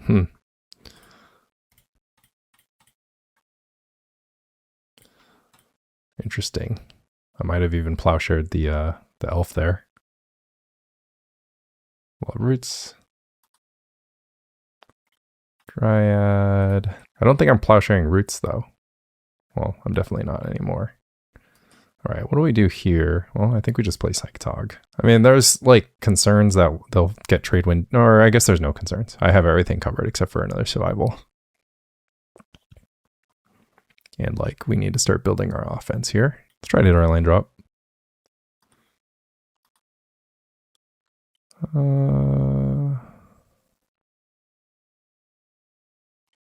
Kind of like the Plowshares there. Now I don't mind either way. I guess I could have portented them here. Gush foil. I mean, that's pretty good, I guess. Get in. See what they want to do. I think I'll kill a Wall of Roots in exchange for like some cards in my graveyard, right?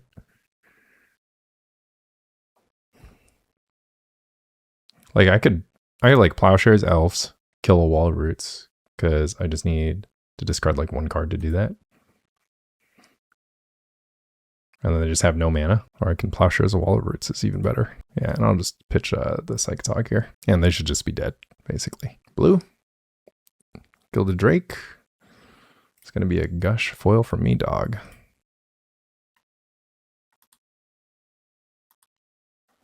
Guess that's why we keep foil in the post board. Wow, this keeps happening to me. My opponent's on a mulligan.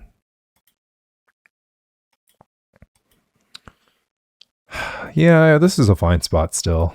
Because the thing is, if I draw island, right, I can Portent for my second island, and then I'll have plains for Plowshares. Obviously, if I draw SIDEBOARD, that rules. All right. Swamp Ritual Hippie, huh? Swamp Ritual Arena is pretty... That's one way to do it. Okay. I think this is a game where I actually lose after they mold to 5. But we'll see if they draw out here. I need it all. I need it all. Interesting spot, actually. I'm considering... Considering waiting till I have Counterspell backup for my Dryad. I've got plenty to do. I'm going into their turn 3 where they like to cast important spells. But I could cast Dryad and try to put pressure on their life total. Because the thing is, am I going to have Dryad and then hold it for the entire rest of the game? They're thinking of Skeletal Scrying for 1. That's pretty interesting. Fire Ice or Counterspell. Might just take this Fire Ice and go for the Ice. I think I'll go for the Counterspell actually, because I might cast it on their turn, and then yeah, I'm going to Dryad, Counterspell up. Let's see what happens. Buried Alive? Okay, well, I guess I was wrong about the matchup here, but I'm glad I have Counterspell up. Gemstone Mine. Here's a Dryad. Interesting game. Didn't know what I was facing. I'm up against Phyrexian Arena Buried Alive. Oh, this is the this could be the Living Death Laquatus' Champion deck. If it is, it'd be pretty sweet. Let's see what happens here. Qual Therapy, Counterspell that. 3 mana, another Buried Alive. Would have been nice if I drew Tog or Gush here. A Wretch. Okay, so they do have some mid-range in them. What have I got? A Fire Ice. Seems kind of nice. It's tough to say, though. Let's go ahead and opt. Can't really use a foil right now. Island. Well, maybe I could have. We're going to Plowshares, because we might need an ice, honestly. They also have a therapy in their graveyard, so can't really keep a hand that just has 2 Plowshares for funsies. Wait, they exiled Counterspell? I have an AK in my graveyard. Come on, guys. All right, we're up and at 'em. Playing off the top of our deck against 2 cards a turn. But I think our Quirion Dryad's gonna die, and then that's it. 2 Mishra's Factories. What do we got? Contamination. Huh.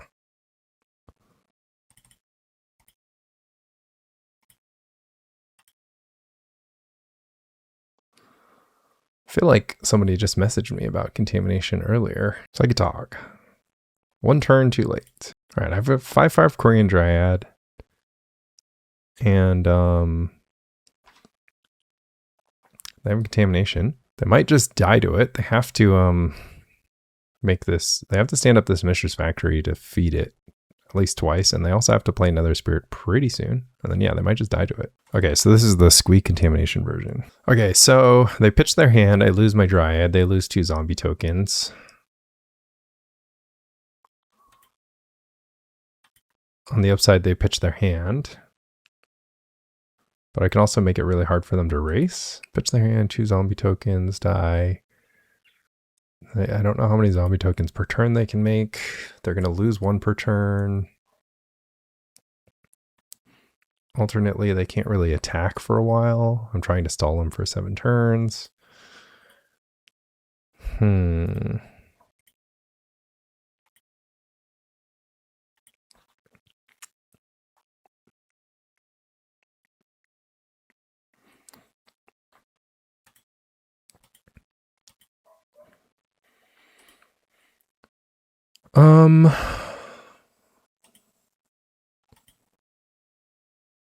There's only going to be more zombie tokens from here. Pitch again. Yeah, I think I have to try to let them die to the arena. All right, so they picked up. Okay, so they did this. Yeah, I don't know. They have to sacrifice a creature every turn. I don't think they're going to be able to gain their life out of this. All right, so that's what? That's 2.5 zombies per turn. It's like maybe 3 zombies per turn. Well, I have to go do some work stuff anyway, so lucky them. All right, working late, waiting for more direction to come in from work.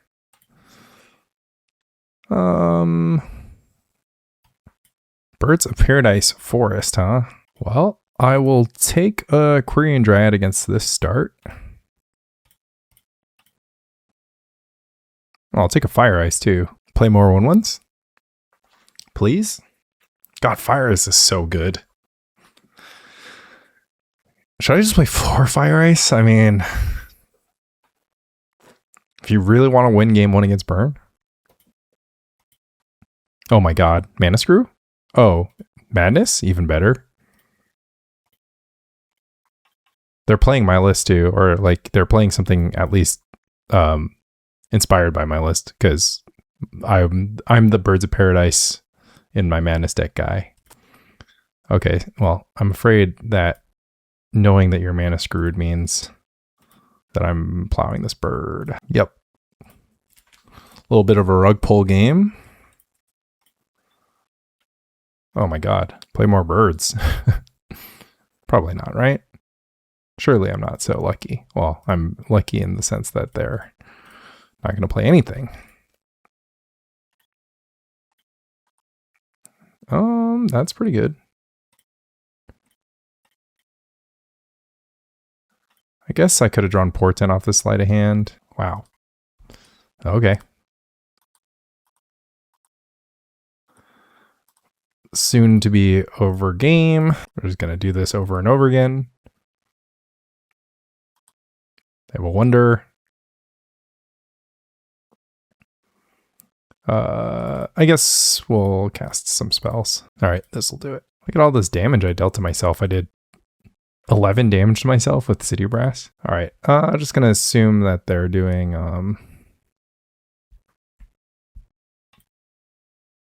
Is this actually... Oh, that is pulling off my mic. I'm just going to assume that they're doing... Assume that they're doing Survival Madness until told otherwise. Merfolk Looter, huh? It's an interesting one. Counterspell's not really that good. It's only for countering creatures, basically. And I'm keeping my Fire Ices because they have birds. So you get Ruwaller and birds or Looter and birds. That's just like disgusting. Counterspell's really just for Gilded Drake, I guess. The odd Gilded Drake. It's still like a grindy matchup though, so I don't think I can be playing foil. Well, this is not my favorite hand, but I think it's still a keep because Psychatog is simply going to keep the battlefield under control. Well, now this is quite the game. Folk Looter.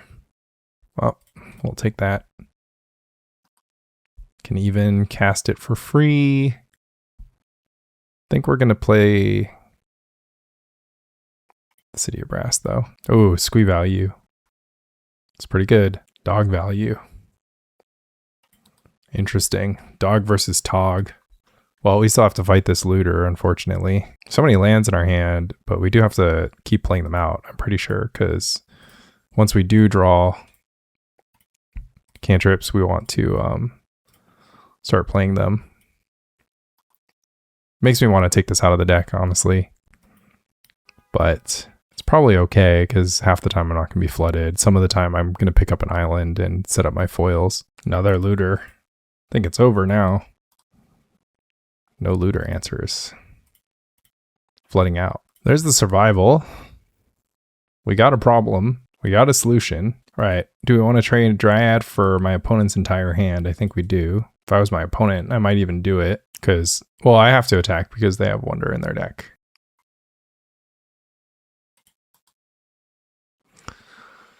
Right. Opponent grabbed a bouncer. Has a Wonder. can't really do too much here. Has to have some like root wallet chump blocks or something to make anything happen. And obviously I have a lot of great draws in my deck. So they have to block both Psychatogs. Yeah, they figured out that that doesn't work. So they had to get a root wallet. Oh, well, it would have been so over. Okay, that was that.